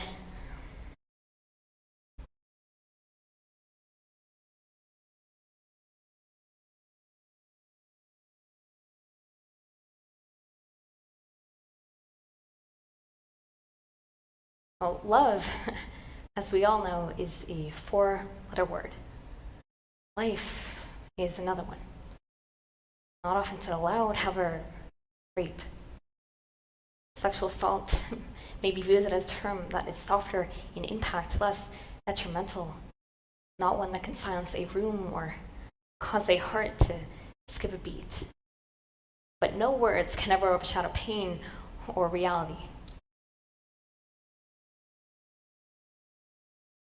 This reality exists in stark contrast to the hope and freedom we proclaim so profusely, united, but we cannot hold hands with victims and survivors.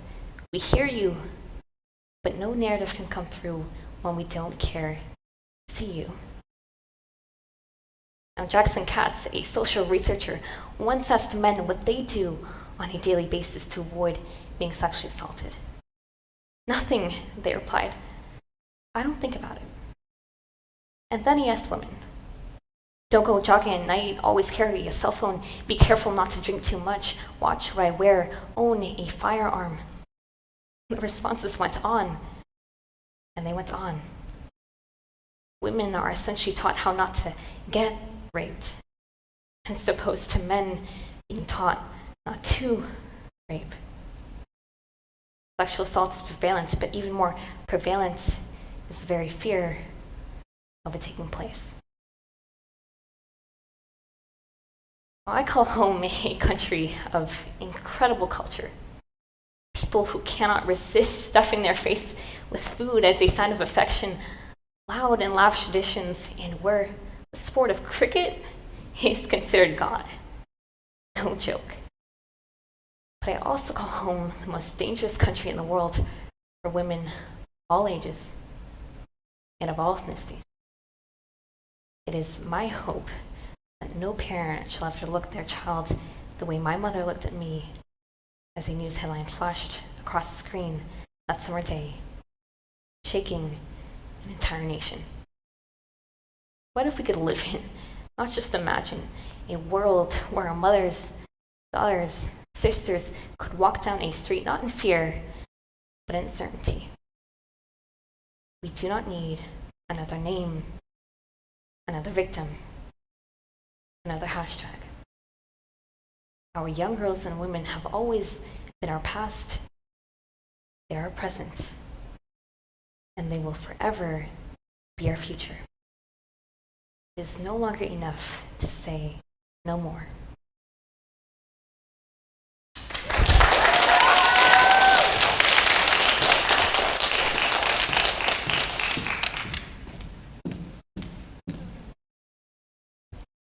Thank you, Manohar. That was incredibly powerful. At this time, we will have our second 10-minute break before our third block of the evening. Next up, we will hear from speakers Carter Adair, Trisha Menon, and Karsten Rawls.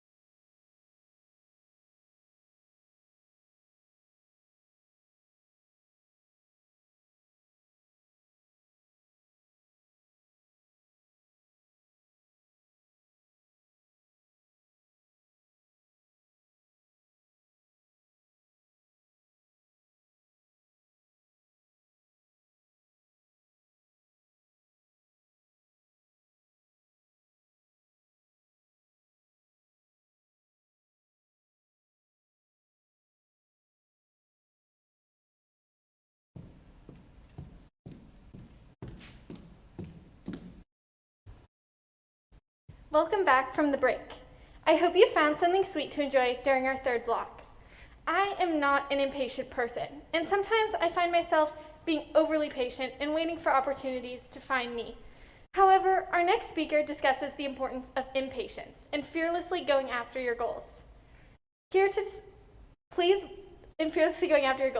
welcome author and speaker, freshman Carter Adair.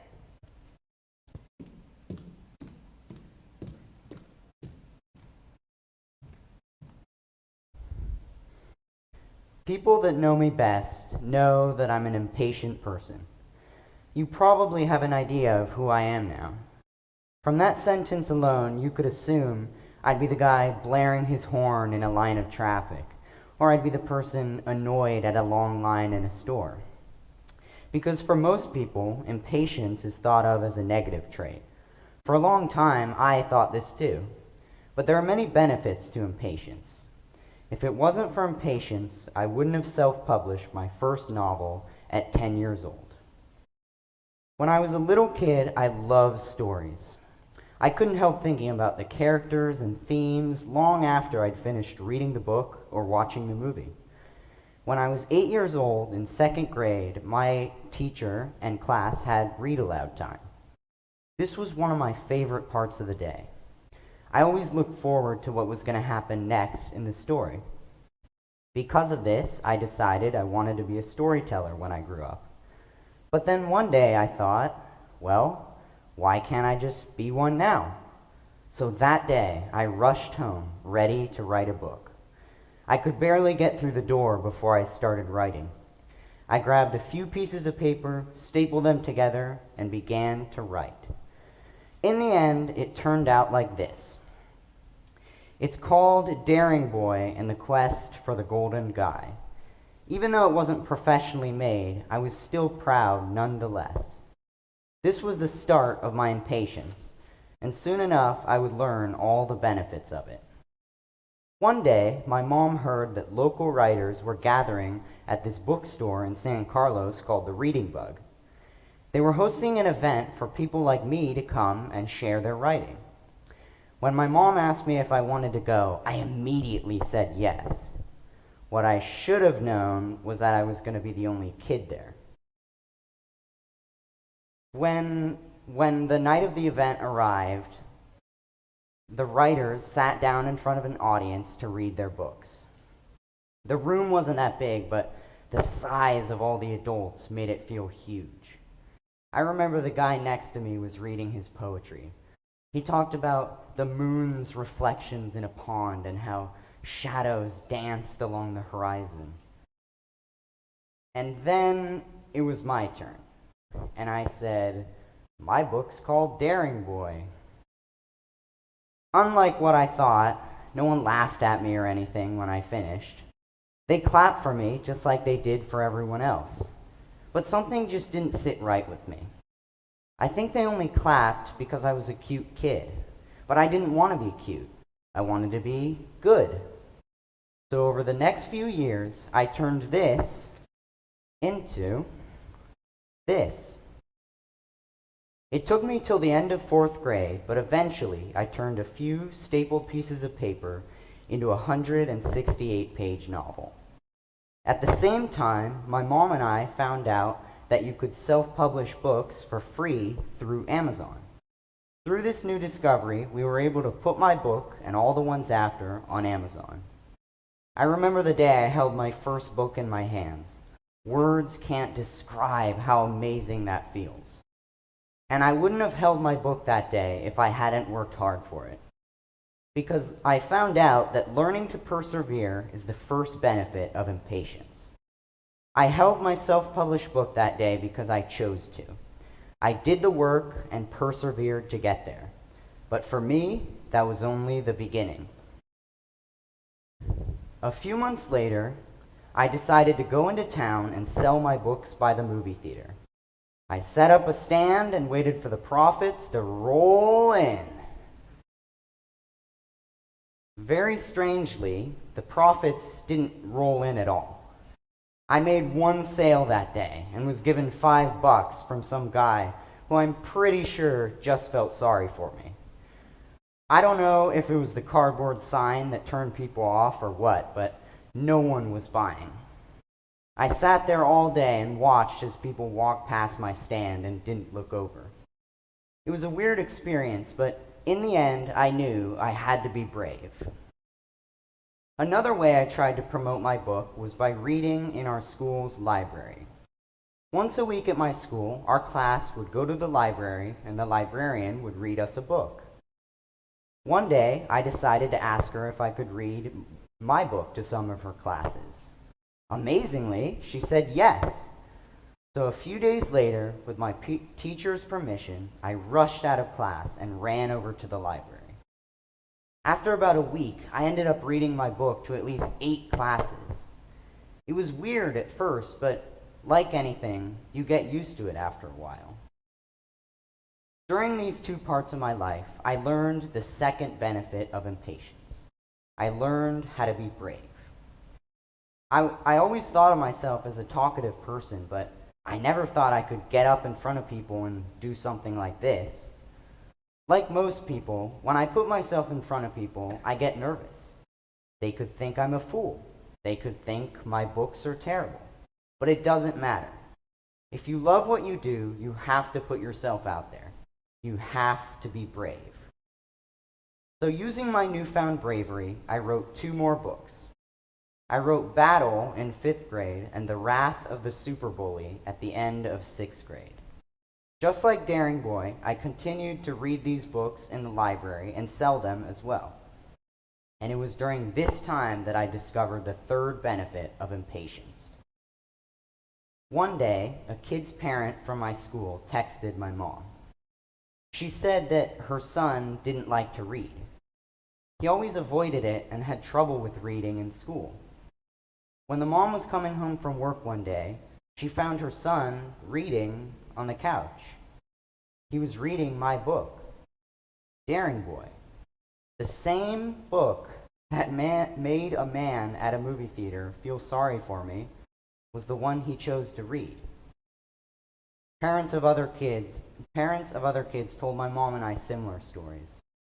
I never thought I could make an impact on someone like that. It made me realize that there was a point to what I was doing after all. It also made me realize that if I was impatient enough, I could inspire others to do the same. So at the end of 7th grade, I wrote my most recent book to date. This time, it was a picture book. By the end of a long week, I wrote and drew all the pictures. I also went back to the library and read it and sold it as well.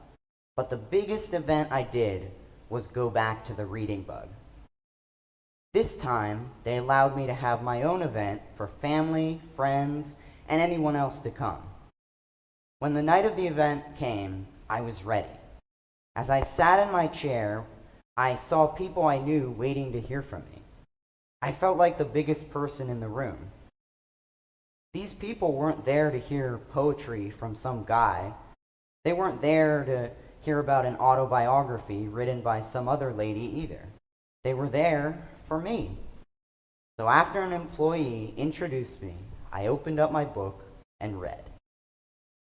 My book's called The Waiting Man, I said.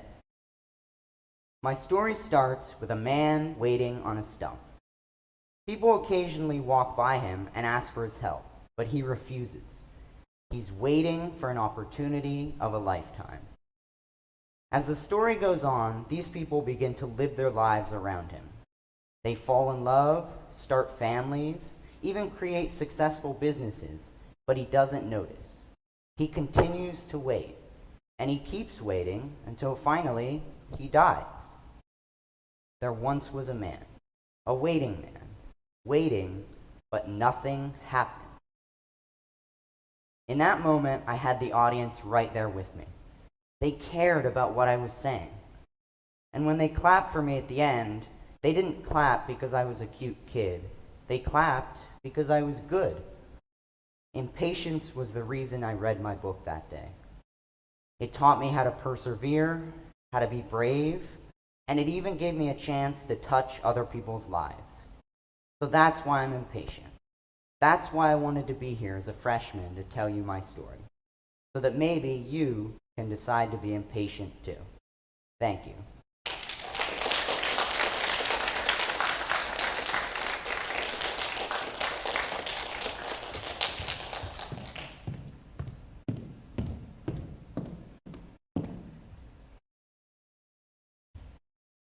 Thank you, Carter, for telling your story and showing the ingenuity in being impatient through its drive to spark connection, creation, and bravery.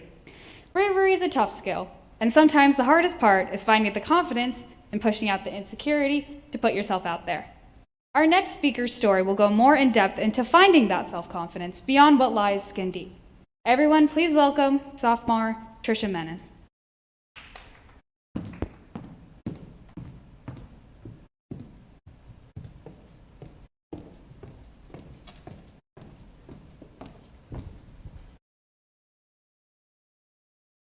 Imagine you're in a beautiful country. You can smell all the different kinds of foods in the air. You can see animals that you've never seen before. You can go to beaches that are like paradise. And you can do things that you've only seen in the movies. But then some idiot kid makes you leave and go home early. I was that kid. Let me explain exactly what I did. There we were in Panama, feeling like our last few days should be adventurous. What's more adventurous than riding an ATV? And to feed into our adventurous spirit, it wasn't automatic. So there I was, an inexperienced, very overconfident 13-year-old girl on an ATV changing the gears all by myself. What could possibly go wrong? We all start out slow, trying to get the hang of how to drive this thing. Then suddenly, it feels like a race. I'm barely thinking, just going faster and faster, trying to stay an inch ahead of the others. Then the road narrows. We're all provoking each other, trying to see who can go the fastest. But I'm starting to feel like I might be going too fast. Now I'm going downhill. The wind is so loud I could barely hear myself think. Adrenaline rushing through me. But I'm no longer in control. So I get my foot ready to lower the gear, but it gets stuck. I look down for a brief second, and suddenly, out of nowhere, there's another ATV in front of me. I swerve to avoid hitting them, and I'm barely on the road. But before I could swerve back, I go flying. When I think back, I try to press pause on the brief moment I'm in the air, flying. But it's all such a blur that the next thing I can clearly remember is my chest feeling wet from my own blood and not being able to breathe. Now I'm still in the outskirts of Panama. My parents are pulling strings and doing everything they possibly can to get us back home as soon as possible. I don't know how they did it, but they got us on the first flight back into Panama City and a flight the next morning into California. Fast forward 1 month. I'm barely sleeping, barely eating, in immense pain, and finally about to have surgery. Yes, finally. I spent a whole month like that because my wounds were so bad that the doctor said I had to wait to reduce the risk of surgery, which is why I was ready to have a surgery. Now after the surgery, I had now had this scar. I knew that people were going to stare. At the airports in Panama, I was escorted around in a wheelchair. Every kid's dream. Now obviously people were curious. Why is this girl in a wheelchair? And I knew that they would have that same curiosity when it came to my scar. So when it turned out to be a pretty noticeable one, I guess you could say I was prepared. Now the scar falls right along my clavicle, so a shirt with any type of dip will show it. At first I wore clothes that were convenient, whatever was easiest to put on. This meant big baggy sweaters mostly. But then as I started to get better with physiotherapy and time, I found that I was still wearing the same clothes. I told myself it was to make me comfortable and help me move around, but that wasn't entirely true. I was ashamed and embarrassed of having made a mistake, of almost hurting others, or of having a constant reminder that I was never going to be perfect. You take your pick. But that is how I felt. Now being in middle school and wanting to fit in isn't something new. So when I had this abnormity that made me feel not normal, I tried to hide myself because I was afraid of being judged. Now we all have this idea of perfection, someone we want to be or look like, some idea we want to live up to. I also had an idea of what I thought was perfect, and this scar didn't fit into that idea. Have you ever heard of the gift that keeps on giving? Well, scars are like that. They are the pain that perpetuates more pain. They are earned through physical trauma. But there's more. There's two other things a scar does. First, it's a physical trigger surrounding the events of the injury. Every time you look into the mirror, you're taken back to the memories and the emotions of what happened. Every time you look in the mirror, your eyes naturally gravitate to the scar. Your fingers lightly brush it just to see if it's still there. Second, not only do you have to deal with all these new emotions and changes that come with the scar, you also have to deal with how others are going to react to it. When I would be having a conversation with someone, I could see them take the occasional glance at my scar. They were trying to be subtle about it, but I could tell the curiosity was invading their thoughts. At first, I didn't really mind. I mean, what's easier than talking about yourself? But then the scar started to define me. It came to the point where that was the only thing people would talk to me about. Or they would stare to try and see it, and that was not the kind of attention I wanted. Now, when most people think of scars, they think of stitches or surgery. But the definition of a scar is a growth of tissue marking the spot where skin has healed after an injury. So what most people don't realize is that we all have scars. However faint or small, they're there.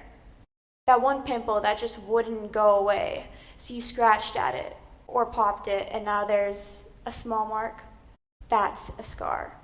That one time you were in the kitchen cooking and you barely cut yourself, and if you look at it at just the right angle, there's a mark, that's a scar. Each scar shows something we've experienced or overcome, which is why in some religions, it's even considered a sign of maturity and strength. So why is it that we're so scared of something that signifies our own strength? Through social media and the internet, we have been influenced to believe that we should strive for perfection. Even though we're in the era of self-love and acceptance, we feel the need to change ourselves to fit in. We hide our differences when we should be flaunting them. But in order to show off our differences, we have to be proud of them because they make us unique. They make us who we are. It's easy to look at yourself and pick out all the things you wish you could change. It's hard to appreciate yourself just the way you are. To be grateful for all the lessons that life has taught you, even if it has left a mark. To be thrilled that you're not perfect, because that makes us relatable and real. Maybe if we thought of scars as just another kind of memory, it would be easier for us to accept that they should not be hidden, because they show that we have lived. So while this scar has not only given my mother another excuse to not let me drive, it's also given me a new perspective in how I view myself as well as others. We all have scars, something in our past that is a result of mistakes, something we're trying to hide, something we're ashamed of.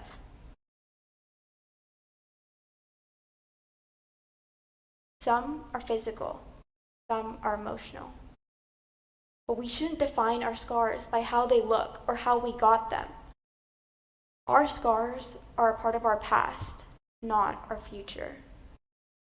They share a story of acceptance, fear, sadness, guilt, or maybe even happiness.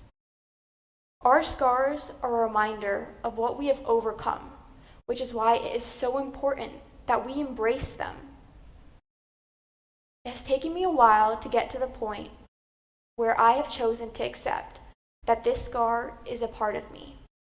In the beginning, I didn't ever think I would get here, let alone be giving a TED Talk on it, which is why I can confidently say that this scar doesn't define me. I define it, and it's perfect. Thank you.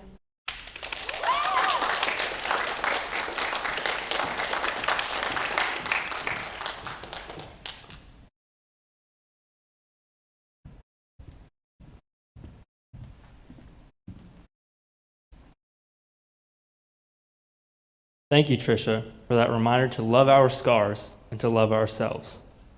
Sharing ourselves and our stories with others, whether that's a scar or a tough, honest conversation, can be extremely difficult. However, only through sharing can we grow.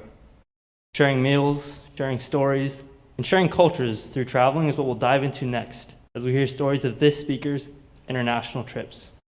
Please welcome senior Karsten Rawls. Screen.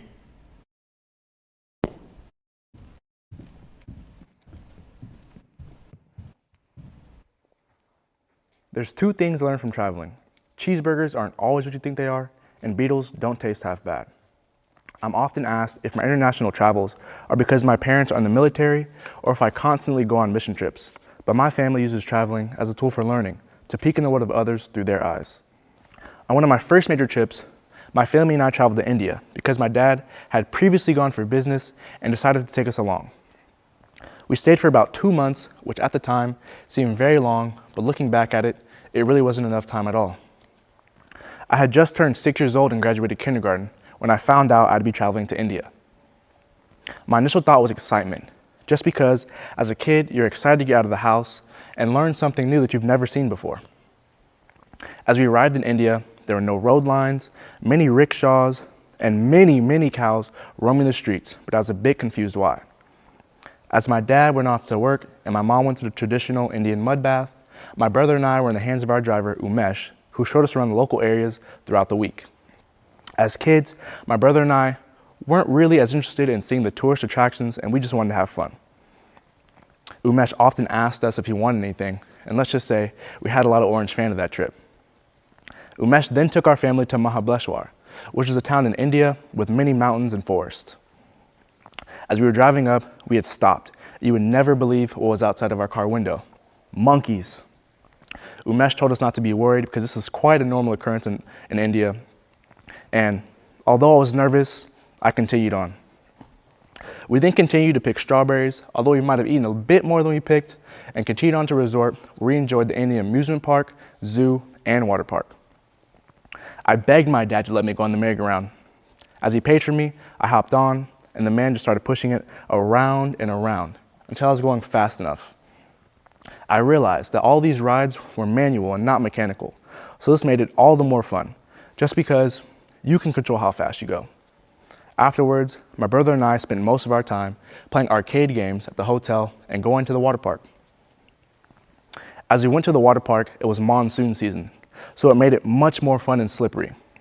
And as we were sliding down, the water and wind hit our face, and we stayed all throughout the evening. The next morning, we woke up to go to a very important person's house, Gandhi. And Umesh told us that Gandhi's house was turned into a museum, so you could walk through and see how he lived. It was through this house that I learned Gandhi was a simple and neat man who didn't really need much to spread his impact on others. But afterwards, we were quite hungry, so we decided to get a bite to eat. I was skimming through the menu, and I decided I would get a cheeseburger. I also got a mango lassi, which is a bit like a mango smoothie. As the food arrived, I noticed, unlike the traditional American burger with meat, cheese, lettuce, and tomato, mine was just cheese. This is when I realized, in the Hindu religion, that the cow is sacred, which is why when I arrived, many of the cows were just roaming the streets, and while my cheeseburger was quite literally a cheeseburger. Later that day, my stomach started hurting, and I realized that in my mango lassi, the water was contaminated. But I still did not regret drinking the sweet, creamy mango lassi. The last day, we indulged in some treats Umesh's wife made for us and watched some Indian shows on the television. And although I did many of the things that I would have done in the United States, I was able to learn that people with vastly different cultures and ideals are very much similar to one another. And when people travel, they tend to notice the differences between their culture and others, but the subtle similarities are the real treasures. A couple of years later, I traveled to China. Over the next couple of days, we visited Shanghai, Beijing, the Great Wall of China, and the Jade Factory. As we walked around, many of the people thought we were celebrities because the Karate Kid movie was recently filmed and President Obama was in office, so they weren't really used to seeing many people that looked like us. We were stopped to take a lot of pictures, and this was quite fun, not only because they seemed genuinely happy to meet us, but they also were happy to share their culture with us. I remember specifically we were walking through a garden, and we saw a woman drawing on the concrete Chinese letters and symbols with what seemed to look like a broomstick with paintbrush material on the end. As we walked closer, we asked our interpreter, Mark, to ask the lady if we could try. She let us try, and about 30 seconds later, a group of Chinese people surrounded us and watched what we were doing. Although it might have been because we looked like celebrities, I like to think it was because they were happy to share their culture with us. The next day began with learning how to make silk sheets and snowballed into eating live silkworms. Although this is not what I'm typically used to eating, I still decided to give it a chance. I like to think of it as a bug sashimi, but I couldn't really get over the crunchy, gooey sensation of the bug. Nevertheless, this was quite the experience, and I'll never forget it. Later that night, we traveled to Wafujing Street, which is a street where Chinese vendors and many people came to eat the many different foods that they made. As we walked around, there's many things that no one would think to see in their lives, such as beetles, seahorse, crickets, and snake. I thought to try the crickets first just because I was a bit nervous to try it, and I thought it would be the easiest to stomach. It tasted like a crunchy piece of chicken, and I ended up loving it. So I decided to keep eating other foods. I tried the seahorse and snake. I even tried the crickets another time, and I tried the scorpion. But this, it really wasn't my favorite. Many of the people were surprised to see us eating these foods because we were tourists, and many of the tourists aren't really typically eating these foods. So this opened up a new perspective to them about Americans. The next day, we went and we traveled to the lesser visited parts in China, where most of the locals don't really get out of the area that much are. We were invited into a local person's house, had tea, and our interpreter Mark talked to them about what it was like to live in the United States and what their life was like in China. Just think, how many of you would be open to sharing your home to a complete stranger who didn't speak the language? None of you, right? Exactly. But this showed me that although they had a different culture, they were completely open to sharing it. And it also taught me to be open to new things in my future and traveling endeavors, but also in my life in the United States.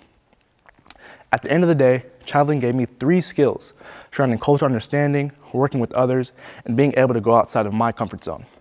How are we going to be able to solve the problems the world faces if we can't have cultural understanding, empathy, or solving solutions outside of our comfort zone? Traveling is a means for you to become a better person and understand the world to a greater extent. If you've ever thought to travel, or go to a new city, state, or country, go. Or when your 5th cousin gets married in Turkey, take the leap of faith and go. Thank you.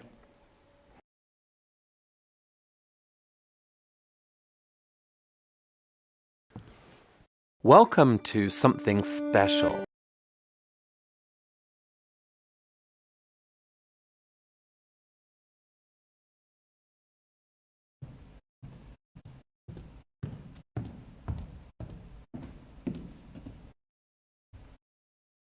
Thank you, Karsten, for sharing your experiences and opening all of our eyes into the subtle threads of connection that unite us all together despite our differing roots and cultures. At this time, we will have a 10-minute break before the last block of the evening. Join us after the break to hear from our seniors, Sarah Moran, Annika Patel, Telly Pizzoa, Julia Boshin, and Nick Weitzel.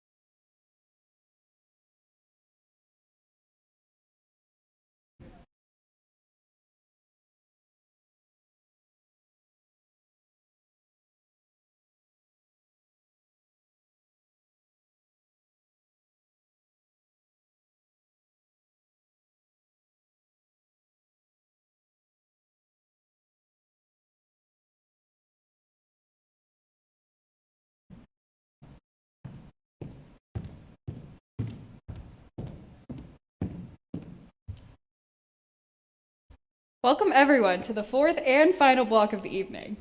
Sometimes I find myself thinking back to last March, where one of my biggest goals was to figure out how to make whipped coffee, and surprise, I never really figured it out.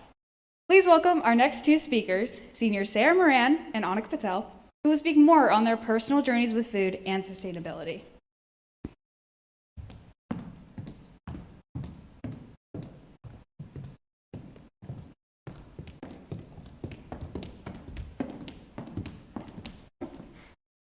Hey Annika. Hey Sarah. I have a question for you. How can you tell if a vegan is dead? Well, it's hard to remain alive after you've been killed, but I don't know how. If they haven't talked about their vegan lifestyle in the past 5 minutes. Oh. As a fleegan. Oh, what? A flexible vegan. Oh, so that would make me a flexitarian. Yeah. We have heard our fair share of jokes poking fun at our eating habits. For example, my sister sent me this last week. And I get compared to the vegan teacher on TikTok all the time. And although we might be fulfilling our stereotype today of being the vegans who only talk about being vegan, we do think the next 8 minutes will be worthwhile, and we hope you leave with a more optimistic view on everyone's favorite thing to do when they're bored: eating. Speaking of being bored, I was scrolling through Instagram one day, avoiding my homework, when I stumbled upon Greta Thunberg's Instagram page, a young climate activist. She explained to me that by going vegan, one can reduce their carbon footprint by 73%. After hearing this, I was hooked.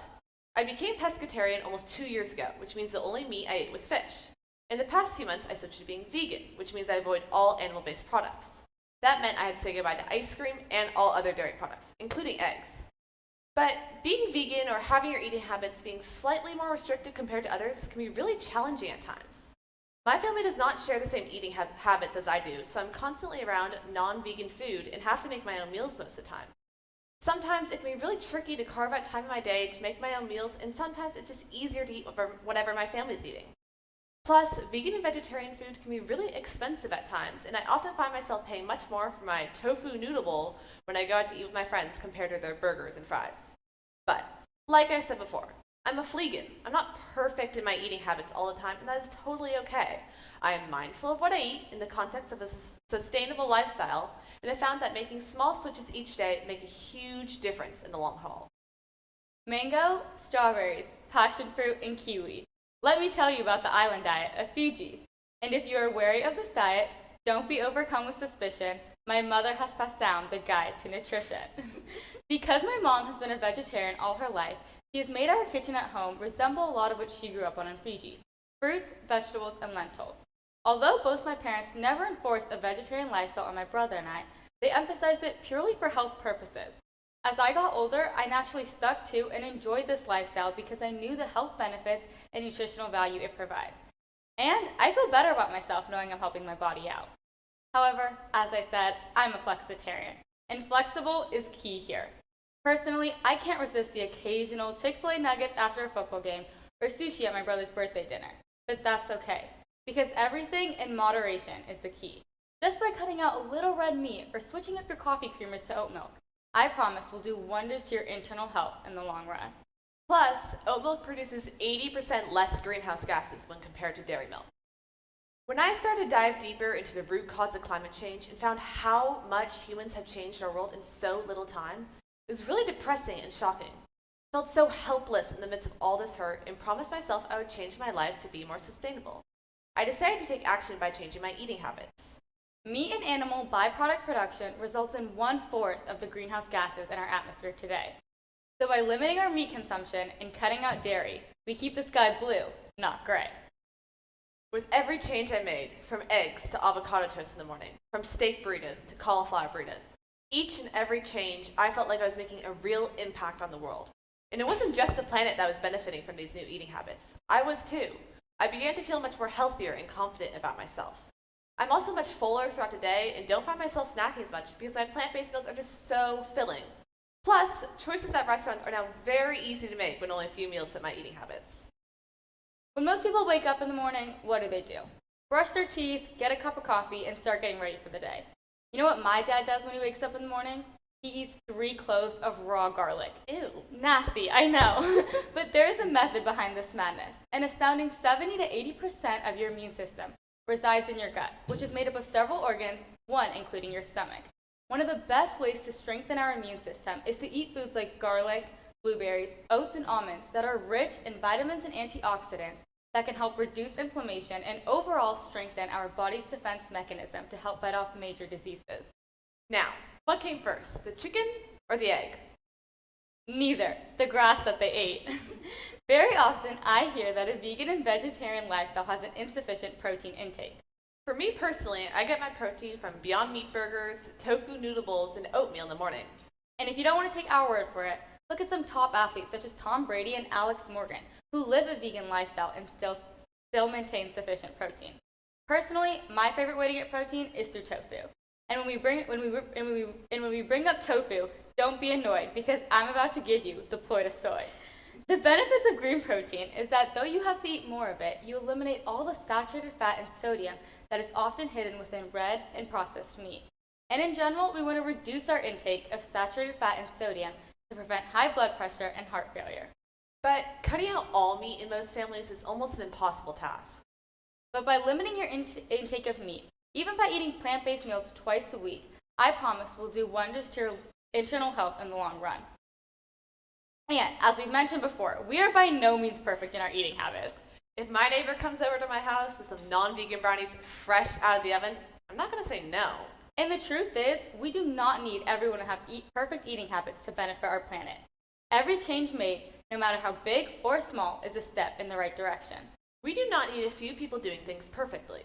We need lots of people doing things imperfectly. No two eating habits will look the same. Some might start by eating less red meat, while others might cut out eggs for breakfast every morning.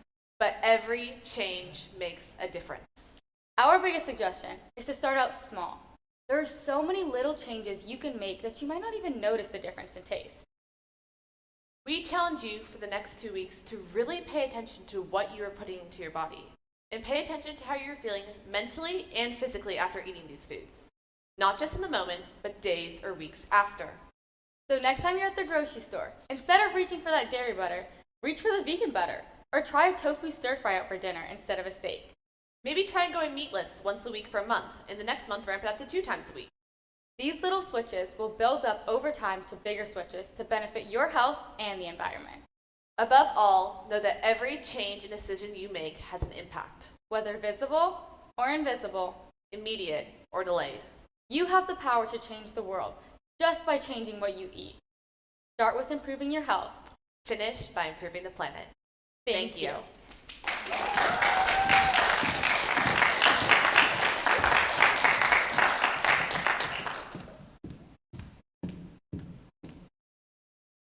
Thank you so much, Sarah and Annika, for encouraging us to eat sustainably, not only for the environment, but for ourselves as well. Working with you on this talk has inspired me to pay more attention to what I'm eating, and I've noticed the positive impact of my healthier choices. I've really enjoyed the opportunity to get to know our next speaker. She has been vulnerable in talking about her upbringing and finding herself despite her unique background. Here to discuss the struggle to find her identity, please welcome Senior Chelly Pizzoa.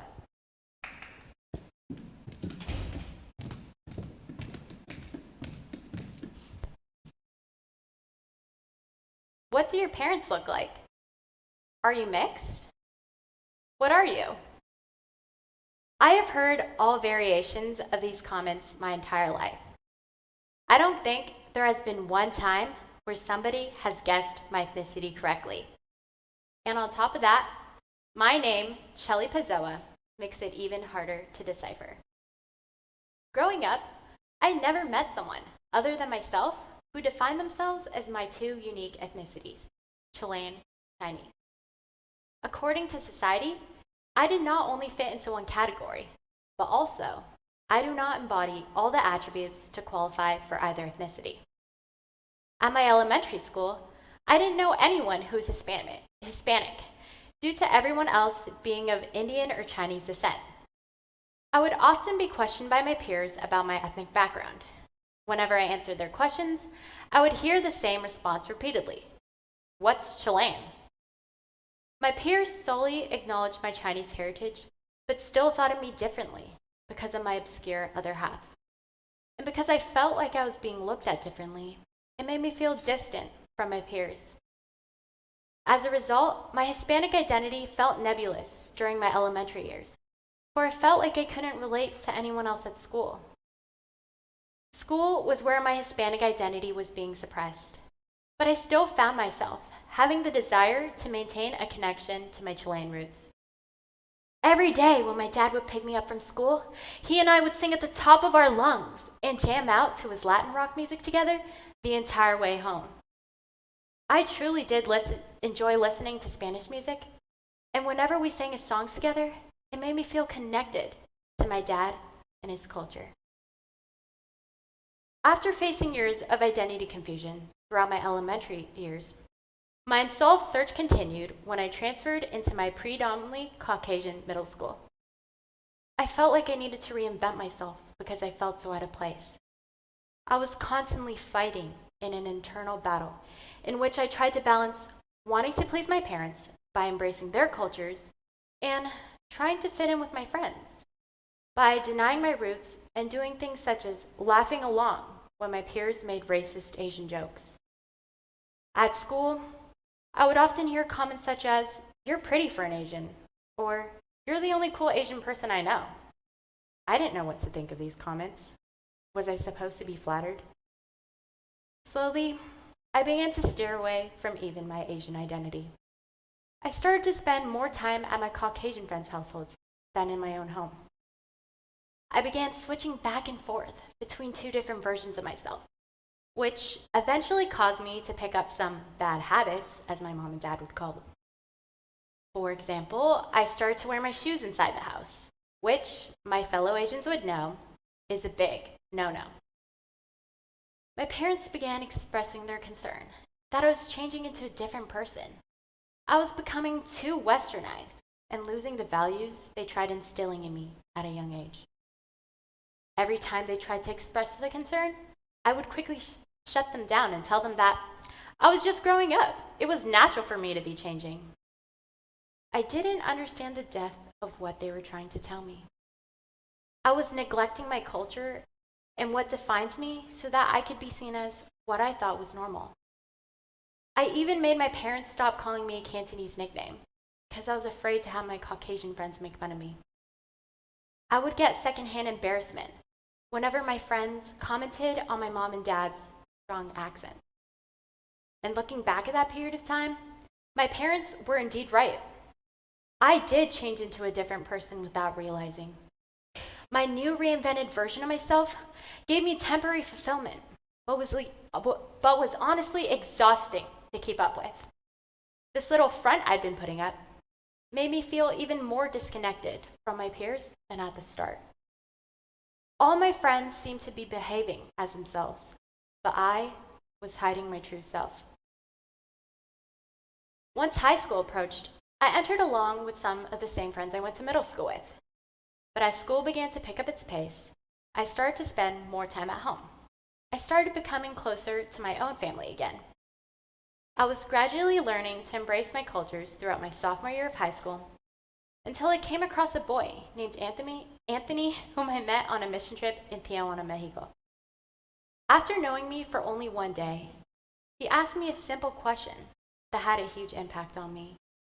He asked, "Are you ashamed of being Asian?" I was caught off guard by the question. I quickly answered no, but in fact, I still was. That one question he asked repeated constantly in my head. I thought to myself, it must be so obvious that I'm ashamed of my Asian identity that a boy that I just met a couple days ago could tell that I was. I eventually came to this conclusion. Throughout all my years of schooling, when I was put under social pressure, is where I began to develop my instinct to deny my heritage. At home, I would watch soap operas with my mom in Cantonese, and whenever I visited my grandparents on a regular basis, I would communicate with them in Cantonese without any feeling of embarrassment. In fact, I realized I was even proud of myself for being able to speak and understand a language that many would say is super difficult to learn. Anthony's one simple question also led me to reflect upon past trips to my parents' homelands in a new appreciative perspective. The fact that I was able to go visit the countries where my parents were born, actually have ties to the culture, and visit my parents' childhood friends and families created a whole different experience I was so lucky to have. I never realized the gifts my unique heritage presented me. As time progressed into my junior year, I felt myself becoming more sure of myself and my ethnic backgrounds. My Spanish teacher that year, Senora Blanc, was a huge part of my confidence in embracing my Chilean half of me. On the first day of Spanish class, I noticed Senora spoke Spanish with the same strong accent I recognized from my Spanish-speaking relatives. Senora showed us she was proud to be Chilean by always incorporating Chilean history and culture in the class. Her class made me feel a sense of belonging and helped me further embrace and appreciate the Chilean blood I have in me. After some reflection, I realized that my home identity was my authentic self. At home is where I felt natural and comfortable in my own skin. I wasn't afraid of being looked at as weird or strange. At school, I was constantly seeking acceptance from everyone but my true self. Deep down, I didn't even like the school version of myself, but I thought my friends would, which is the only reason why I kept it up. I was only happy because I thought my friends found me more relatable when I was more like them. But after trying so hard to please everyone but myself, I now realize that I need to stop trying to be what I think everyone else wants me to be like, and literally just be myself. It was as simple as that. If someone didn't like what I brought to the table, then so be it. But at least I could appreciate myself for being myself. If I would have just been my home self at school, I would feel much more genuine and know if my friends liked me for my actual self, and if they accepted me for who I really was. Today, I regret ever feeling insecure about my identity.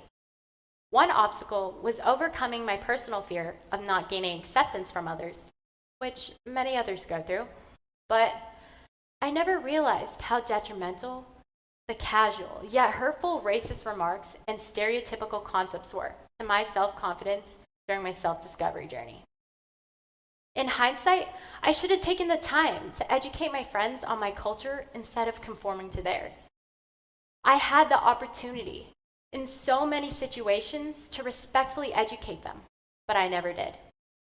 In a way, I was condoning their behavior by letting them think it was okay to make what they thought were casual remarks. I was their direct link to teaching them and exposing them to my cultures, but I chose to hide my heritage in fear of my own embarrassment. So now, I'm asking you, the people that have acted in a similar way as me, feeling ashamed or embarrassed of your upbringing or culture or whatever it may be, to have those uncomfortable conversations and educate those around you respectfully. I know that the people that have made such remarks towards me weren't malintended. They just didn't realize what was wrong with saying the things that they said. So with that being said, I want you all, after hearing my talk, to please reflect and recognize if you have made such remarks in the past, so that you can move forward with sensitivity towards others in order to be better in the future. I hope you all learn from my mistake and embrace your differences instead of feeling ashamed of them. Not only will embracing who you really are be beneficial for yourself, but also for others around you. You will be able to embrace others too for who they are. As cheesy as it sounds, differences is what makes each one of us us. So, if you ask me today, what do your parents look like? I would say, just like that. My dad is from Chile, and my mom is from Hong Kong, and I wouldn't be who I am today if my two beautiful cultures never merged. Thank you.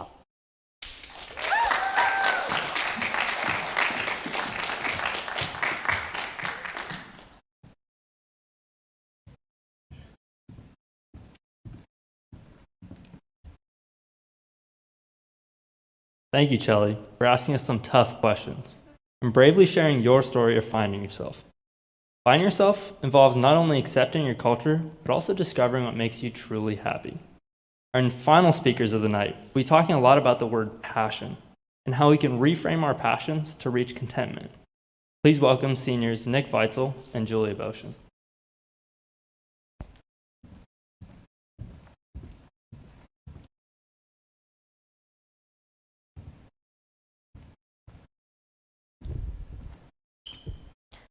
Picture this.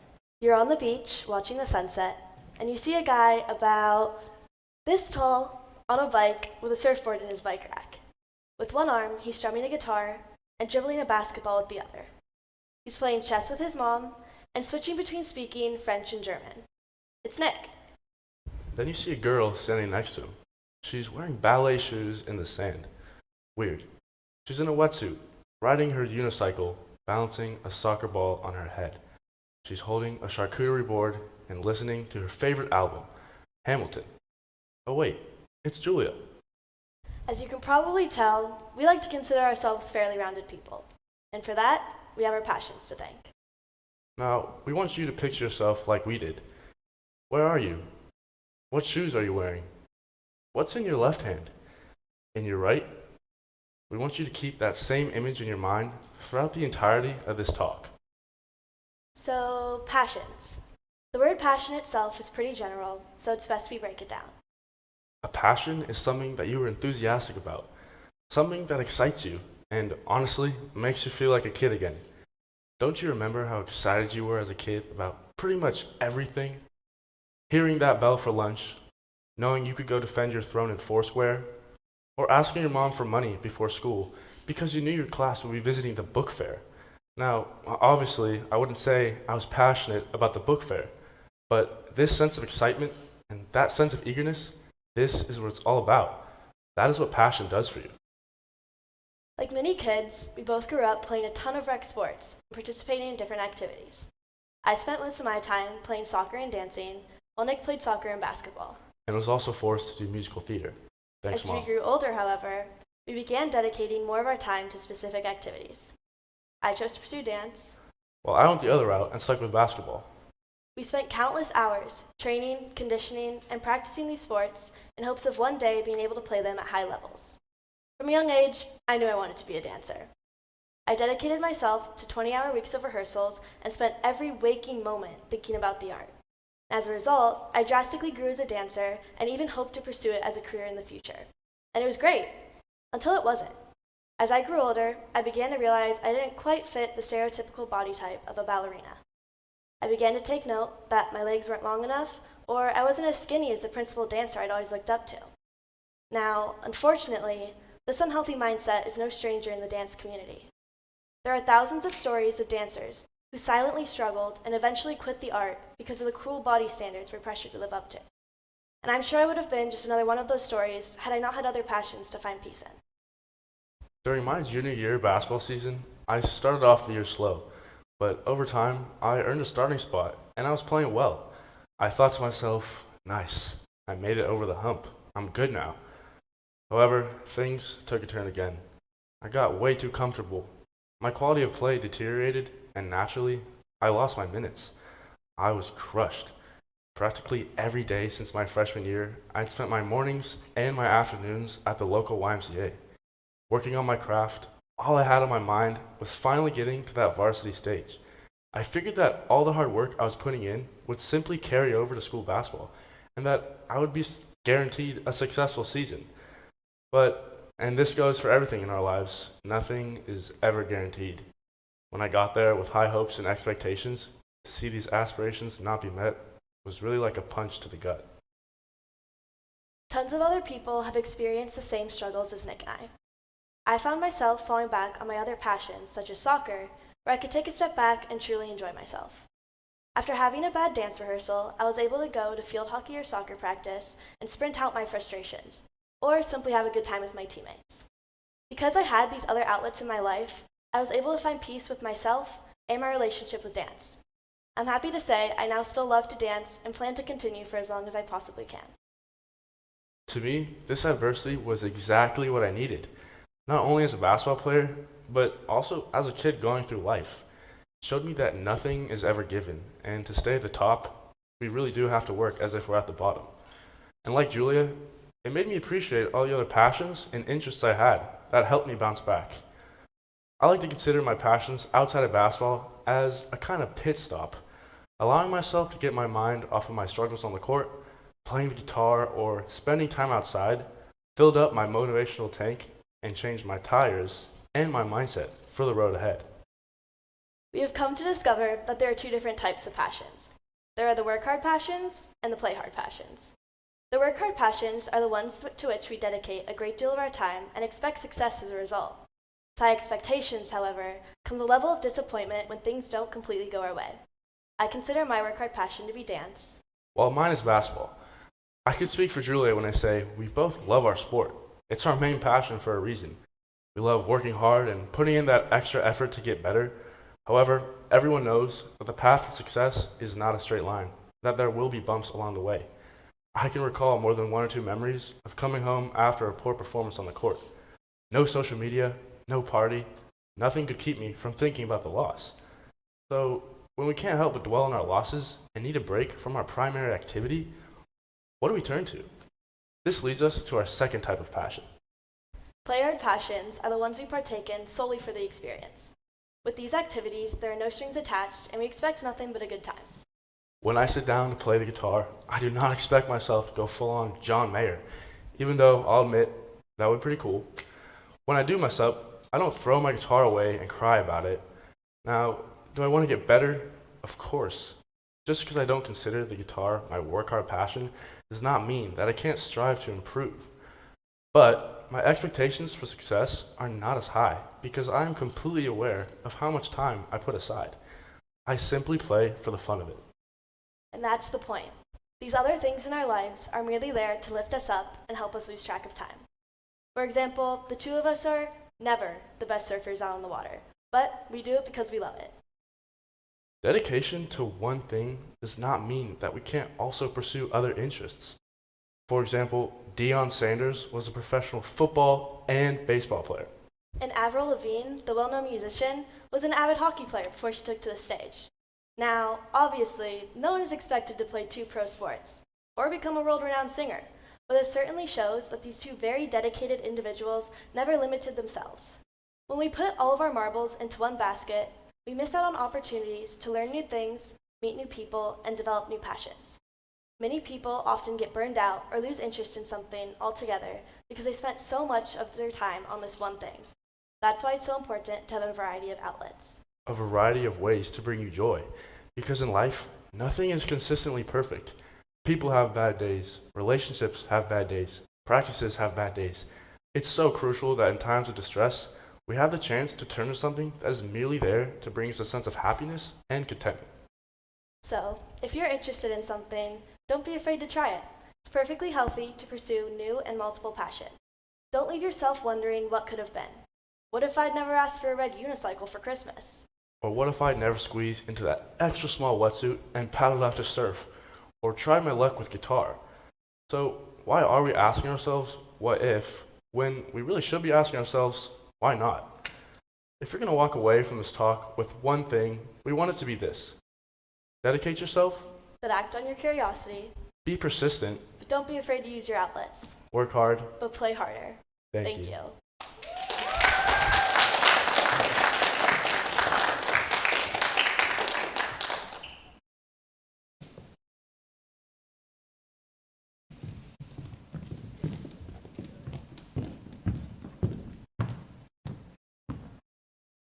Thank you, Nick and Julia. We would like to take a moment to extend a big thank you. First off, to all of our speakers. Thank you for working with us since October, and congratulations on your amazing accomplishment of a TED Talk. You've inspired us tonight, and we are so beyond proud of you. Thank you again to all the support on campus for making this event possible. From everyone on videography, tech, logistics, our board viewing at home, and in between. While on the topic of support, we would like to extend a special thank you to our moderator, Ms. Shortle. From the get-go, she's gone above and beyond and to make TED the best it can be.